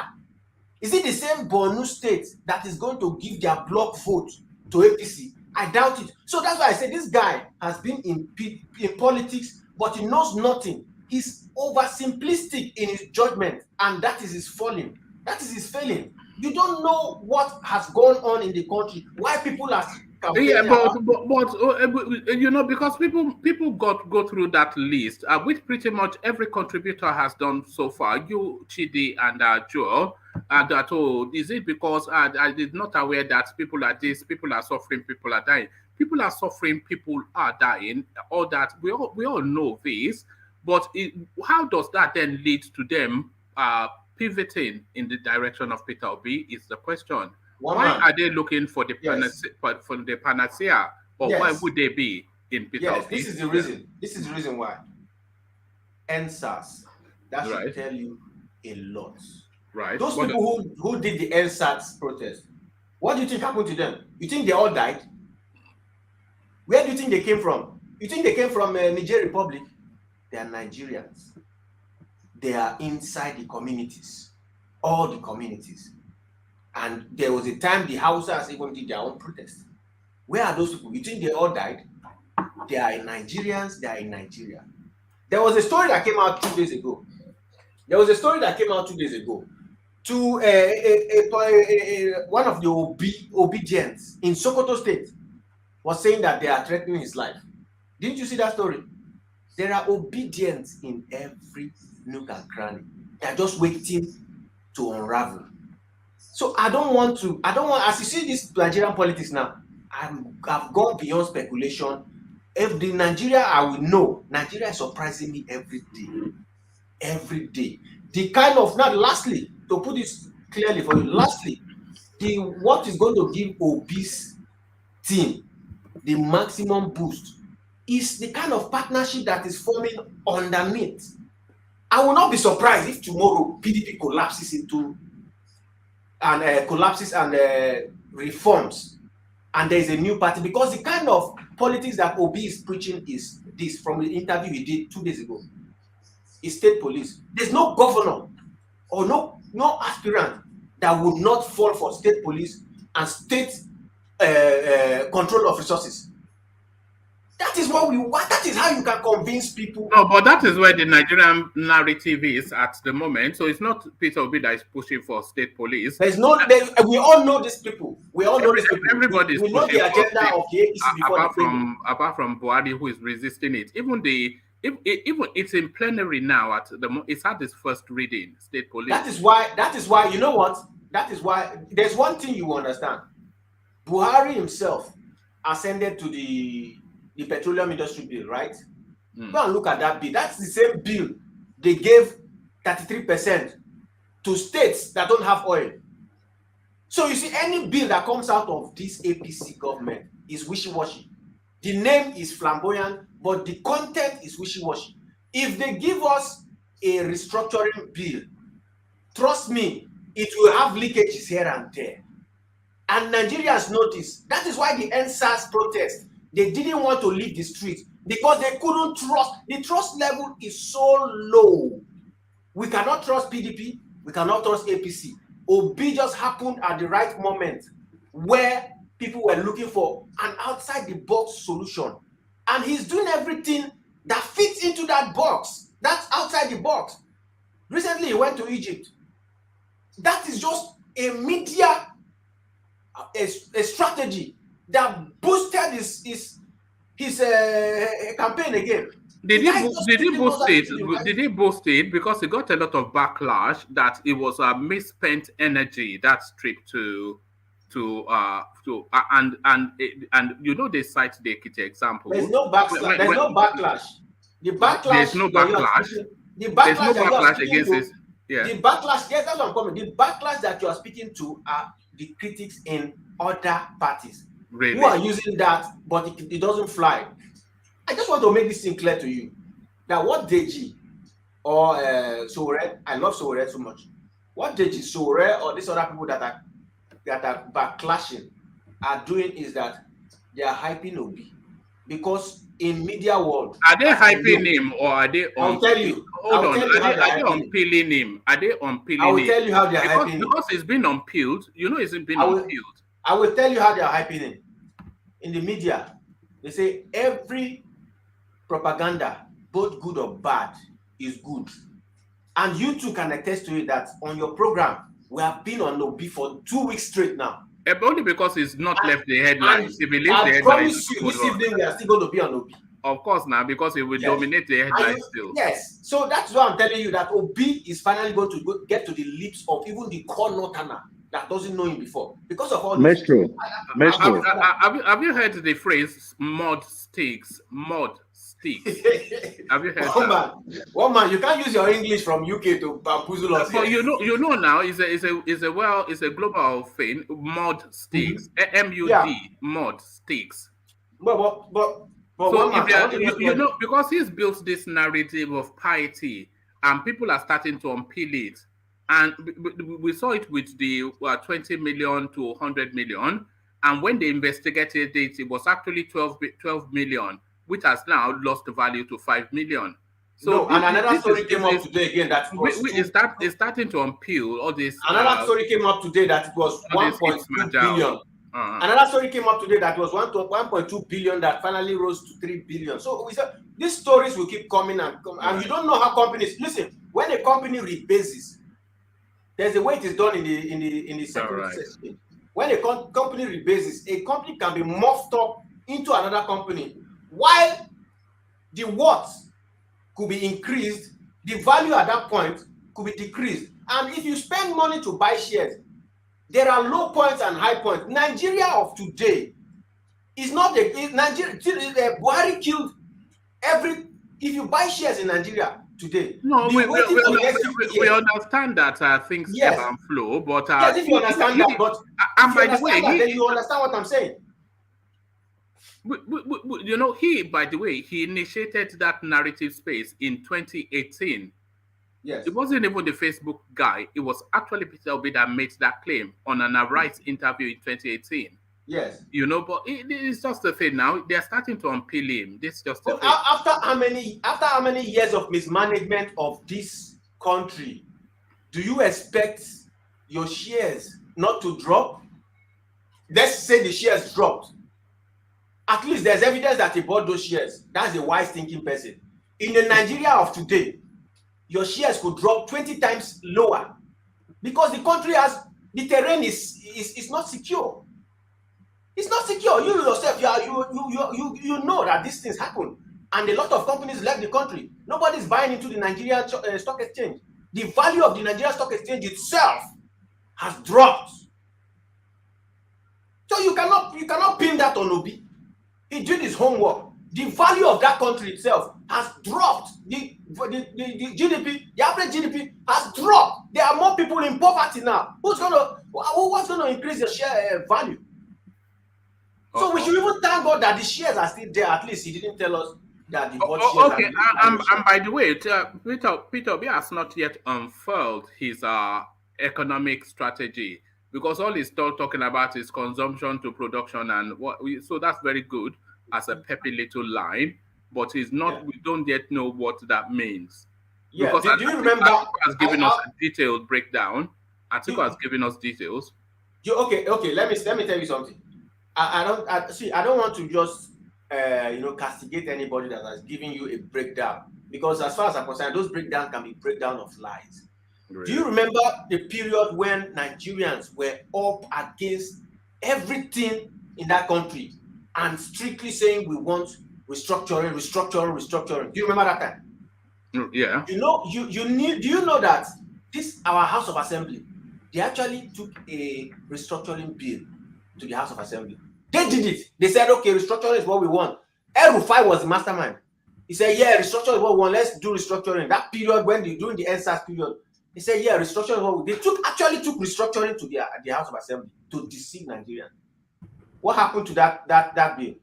It didn't see the light of day. So as far as I'm concerned, they can deceive you with anything. If you fall for it, man, you fall for anything. We are tired, and that is what these people are saying. We are tired. And Peter Obi just gives everybody like there's a sign that okay, there's still hope. This country can still climb out. And listen to what the EU, the European Union said recently, yesterday. You know what they said? They encourage Nigerians to go get their PVCs. We're only getting there gradually. Yes, but they've always done that. They've always encouraged. No. This time it is different. Also, sometimes when things come out, you perceive the pulse of where these things are coming from. How are they telling the people to get their PVC? Meaning that they say go and vote for Peter Obi? What are you talking about? Did I say that? That's what you said. That's what you said. I didn't infer that. You are the one who is inferring that. Now, if you can infer that, imagine what other people are inferring. Well, only because we know your politics. Every single electoral cycle, the European Union, the British High Commissioner, they do this sensitization. You know that that incident that happened in Ojo, that they were saying they were not allowing the Easterners to get their card and whatnot. Do you know that? Do you know what actually propelled that space? They were having a concert in Lagos where all of the big artists are going to perform. But to get into that concert is not to buy a ticket. And this concert was, by the way, it was sponsored by the European Union. But to get into that concert, you don't buy a ticket, you present your PVC. So the PVC was your ticket into the concert. So that was that rush that we saw in Ojo. So them telling people they're just encouraging the mass to participate in the electoral process. It's nothing to do with Peter Obi, so don't worry about that.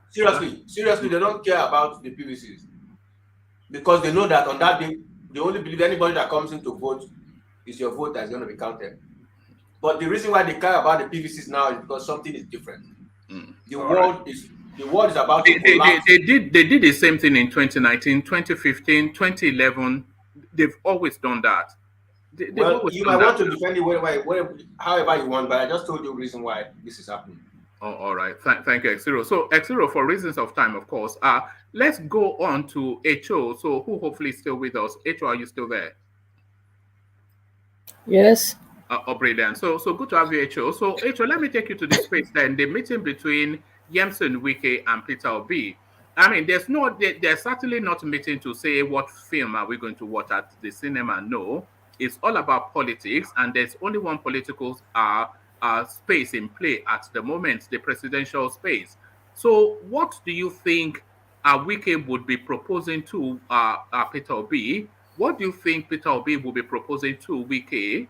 And are we seeing now Wike having been stabbed too many times in the PDP, looking to jump ship and be an obedient? So what are you then making of that meeting, HO? Well, I don't know if both of them have the same political ideology, but for Peter Obi knowing fully well that if he become the president of Nigeria tomorrow, he's going to rule everybody. I think one of the things he will be likely discussing with him is to put the needs of the Nigeria people first before him, to see how they can work together to save the Nigeria people. That's my thinking. All right. And to Adeyanju's speculation that Peter Obi really, there's no reason to believe that he'll get more than 3% of the total northern votes, or Kwakwanso gets more than 3% of the total southern votes. Can you see the logic that arrived him at that thought? Well, to me, I will want to see his. I want to see his statement from a positive perspective, in the sense that there are a lot of work to be done for us to get what we are looking for. So if Deji is coming up with such permutation, it is left for us and those of us that are on ground at home to see the need to do the work at the level for which we need to sanitize the people that are suffering in the north, to see the need for us to work together and bring in Obi to give us what we are looking for. All right, brilliant. Well put. So thank you, Echo. So Echo, for reasons of time, I really want to speed through now the people left on the screen. So let me go on from you, and hopefully you join us in the evening, because people are still in the comment section celebrating your presentation yesterday. So let me go on from you though to Mr. Omorui, who comes up next. So Mr. Omorui, the conversation, the Adeyanju speculation, and Peter Obi's meeting with James Wike, your thoughts? All right, thank you, Mr. Woman, for having me. Thank you for the good job. On the Adeyanju space, I think he was referring to, no matter how you see him, no matter his, people see him as someone that is not stable, somebody that is trying to, switch his support from one person to another. But I know what he was talking about. If you look at the voting pattern since 1999, the Southeast has been a very strong base of the PDP. So, considering Obi's factor this time around, Atiku might not be getting that for his PDP this time. So, if you come to the Northwest, the Kwankwasol and the Rabiu Kwankwasol and the what's the other gentleman's name? He's going to work against Atiku, also from that direction, so also with APC. So what he was invariably referring to, I think he had some assumptions, some dangerous assumptions. He was thinking that, he was of the opinion that the demography in the Northeast might not be enough for Atiku, and considering the fact he might not be getting that usual support from the South and Southeast, which has been the strongest base of PDP since 1999, might not work to his advantage, Atiku advantage.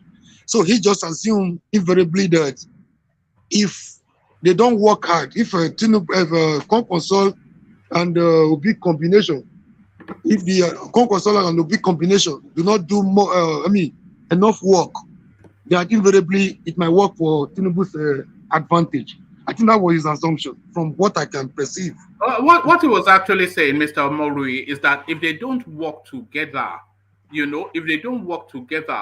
then if they work individually, as an individual, there's no reason to believe that Kwakwanso will score anything more than 3 to 5%. I cannot even see him scoring anything like 5% in the South. So we're talking about places like Imo State, Ekiti, all those one. Who knows Kwakwanso there? So there's no reason to expect that he will score more than 3%. And maybe Peter Obi, maybe if we increase that 3% to maybe 4%, because he has some name recognition. But if you're going to Katsina, Gombe, Yobe, Kebbi, there's no reason, if you are being logical, to believe that Peter Obi will score anything in those spaces. Why would he? So he's saying if they don't work together, they are just going to not affect anything in the upcoming election. That is really where he's going now, Mr. Morui. Yes, he is of the opinion and the assumption that he's seen Concourse factor as a very strong factor in this Northwest, right? That's what I can deduce from his submission. He's seen the Concoursian factor that will destabilize Atiku in the Northwest. Don't forget that if you must win a Nigerian presidency, you cannot take away Kano and Lagos, maybe Port Harcourt. So he's assuming that if Atiku is badly destabilized in the Northwest, and the Obi factor is destabilizing Atiku again in the South and Southeast, like I said earlier, that invariably Obi could be working for Tinubu. That is his own assumption. That Tinubu will have his normal popular vote from the Southwest. That he's assuming that the Southwest people will vote en bloc for Tinubu.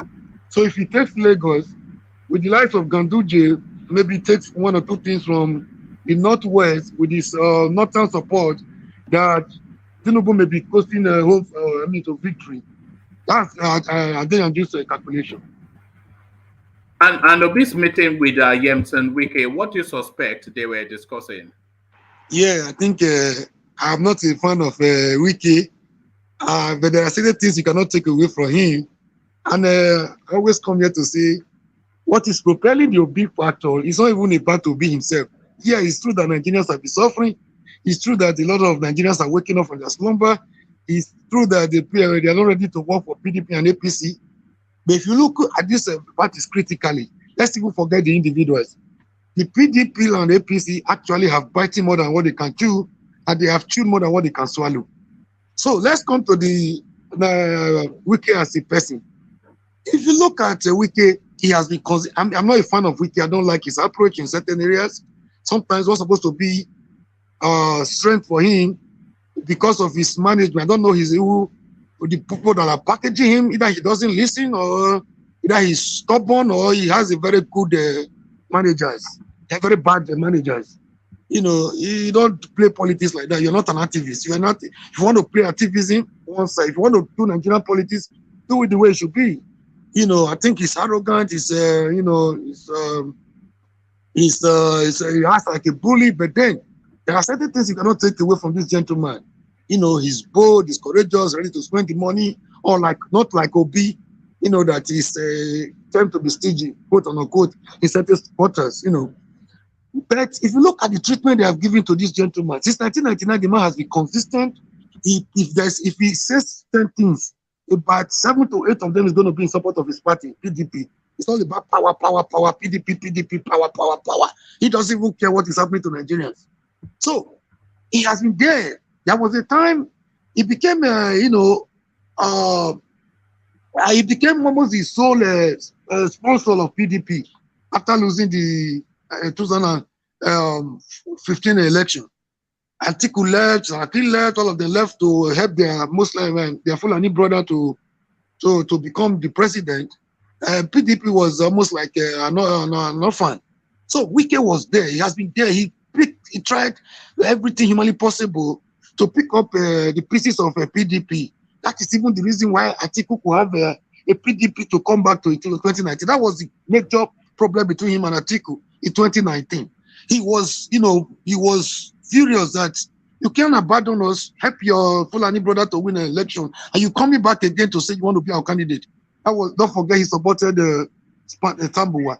Yeah, he expected some, to leverage on his sponsorship, financial sponsorship of the party, his support, his consistency.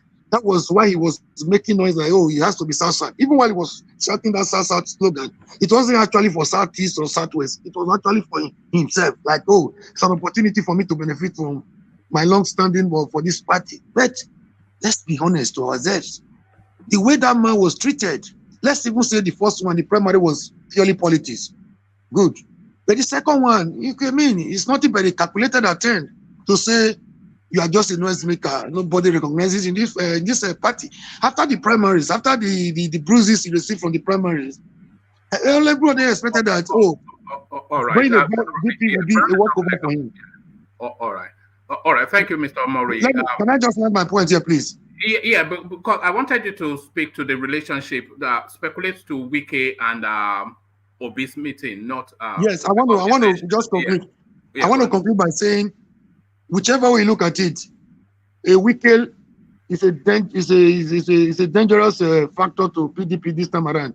If he leaves, it's even better for them. But if he remains, it's going to play a serious anti-party against Atiku ticket. You know, he's seen Atiku as somebody that has given him a personal grant in PDP. It's not wanted. That is the Atiku working with or the Iyocha factor is a signal that a wicked of a person is not wanted in PDP. So if he remains, it's going to be a danger. If he leaves, he must be discussing with his brother Obi, who is a gentleman, how to, he has to pay Atiku back in his own coin. He's on his revenge mission. Whether he remains or not is a dangerous factor to PDP. All right, brilliant. Thank you. So to Ajanle Koko now. So Ajanle Koko, the space. Deji Adeyanju's political permutation and Wike's covert meetings with Peter Obi. Ajanle Koko. Okay, one man. Let me urge everybody looking at us, listening to us around the world. Please click on the like button, shares, and subscribe if you have not done that. Look, the Deji Adeyanju statement should be received by Obi's supporters as a clarion call for them to work hard, and Obi himself to work very hard to build a Labour Party, a big Labour Party, and market it well to such a party that people will be ready to vote for. What Deji says is absolutely true. Let us not allow our sentiment and support for Obi to be cloud our sense of reasoning. Obi has no base. Labour Party has no base in the north, same as NMPP has no base in the south. That is why you see Obi desperately looking for merger with NMPP in the north. He has no base. And that is why he couldn't get nobody from the north to be his vice president, because he has no base. That is why he put his brother, Okupe. So that's why he put Okupe. How are you, brother? Yeah. That's why he had Okupe temporarily put that one there as his vice president, because he has nobody to pick from the north. He doesn't have anybody from the north now. So what Adeyanju is saying is trying to help Obi to work very hard to see how he can build a very good structure that can work for him in the north. It is not all this abuse and all this, how do I say it, all this attack on Adeyanju. It shouldn't be like that. It's just saying those guys are on the ground. They know what is happening everywhere better than all of us in diaspora, all of us that talk jargons on internet. They know what is happening. Just one question. No, sorry. Because I want to round off. In fact, I was just waiting for Ajanle Koko to finish. But sorry, Xero. Ajanle Koko, carry on. So they is not trying to help Obi. You should just see it as a man saying the truth, giving you guys a clarion call to stand up and work harder in the north so that you can push for votes from the north. That is what he's saying. And on the Wike meeting with Obi, it's a meeting that cannot achieve anything. I don't see it as achieving anything. And that showed to me, again, that Obi has no people anywhere to work for him. He doesn't have any new team that can work for him. He rely on this old politician, corrupt politician. If Obi is a sincere politician saying that, they were spending money, they are trying to induce a vote with monetary compensation. That is why I left PDP. Didn't Wike spend money? Didn't he spend dollars? What are you guys talking about? Can't you just see what is going on, that this Obi guy is a magic? He's just playing magic, man. He doesn't know where to go. He's confused. He doesn't have that sense of direction. He's desperately looking for support, and he cannot get that support from anywhere other than all these politicians that he has been working with for over 13 years. Those are his base. These politicians in PDP are his base. Kwankaso is from PDP. What do you call it? This River State guy, Yeltsin Wike, those are his colleagues. Those are the people he knows. He's been swimming and dining, whining, and doing everything with all these corrupt politicians. Those are his base. He cannot build a new team. This is what he's telling me.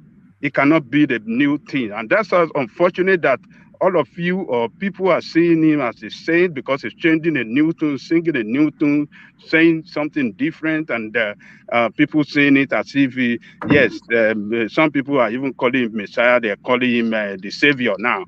He is not saving. He's part of them. He doesn't have no base anywhere. He cannot raise any new team. So those that still depend that can help into presidency are all these old corrupt politicians. So the difference is that some of them are corrupt than the others. So he might be a less corrupt one. Those one are big thief. He's a small thief. They are the same people. We have to go for a new set of people. If you are really looking for new third force, and not these same people that have been in the space and destroyed our political the political reality of that country. They destroy it. There's nothing. They have nothing to offer us. You see, it's the same people. So I don't. That move is not going to head nowhere. It's definitely going to. It's not going to head nowhere. And for Wike, if Wike should leave PDP, that is going to be the end of his political career. And as a matter of fact, people of River State are waiting for him, waiting for his time to expire as governor. Then you will see that a lot of people will turn against him.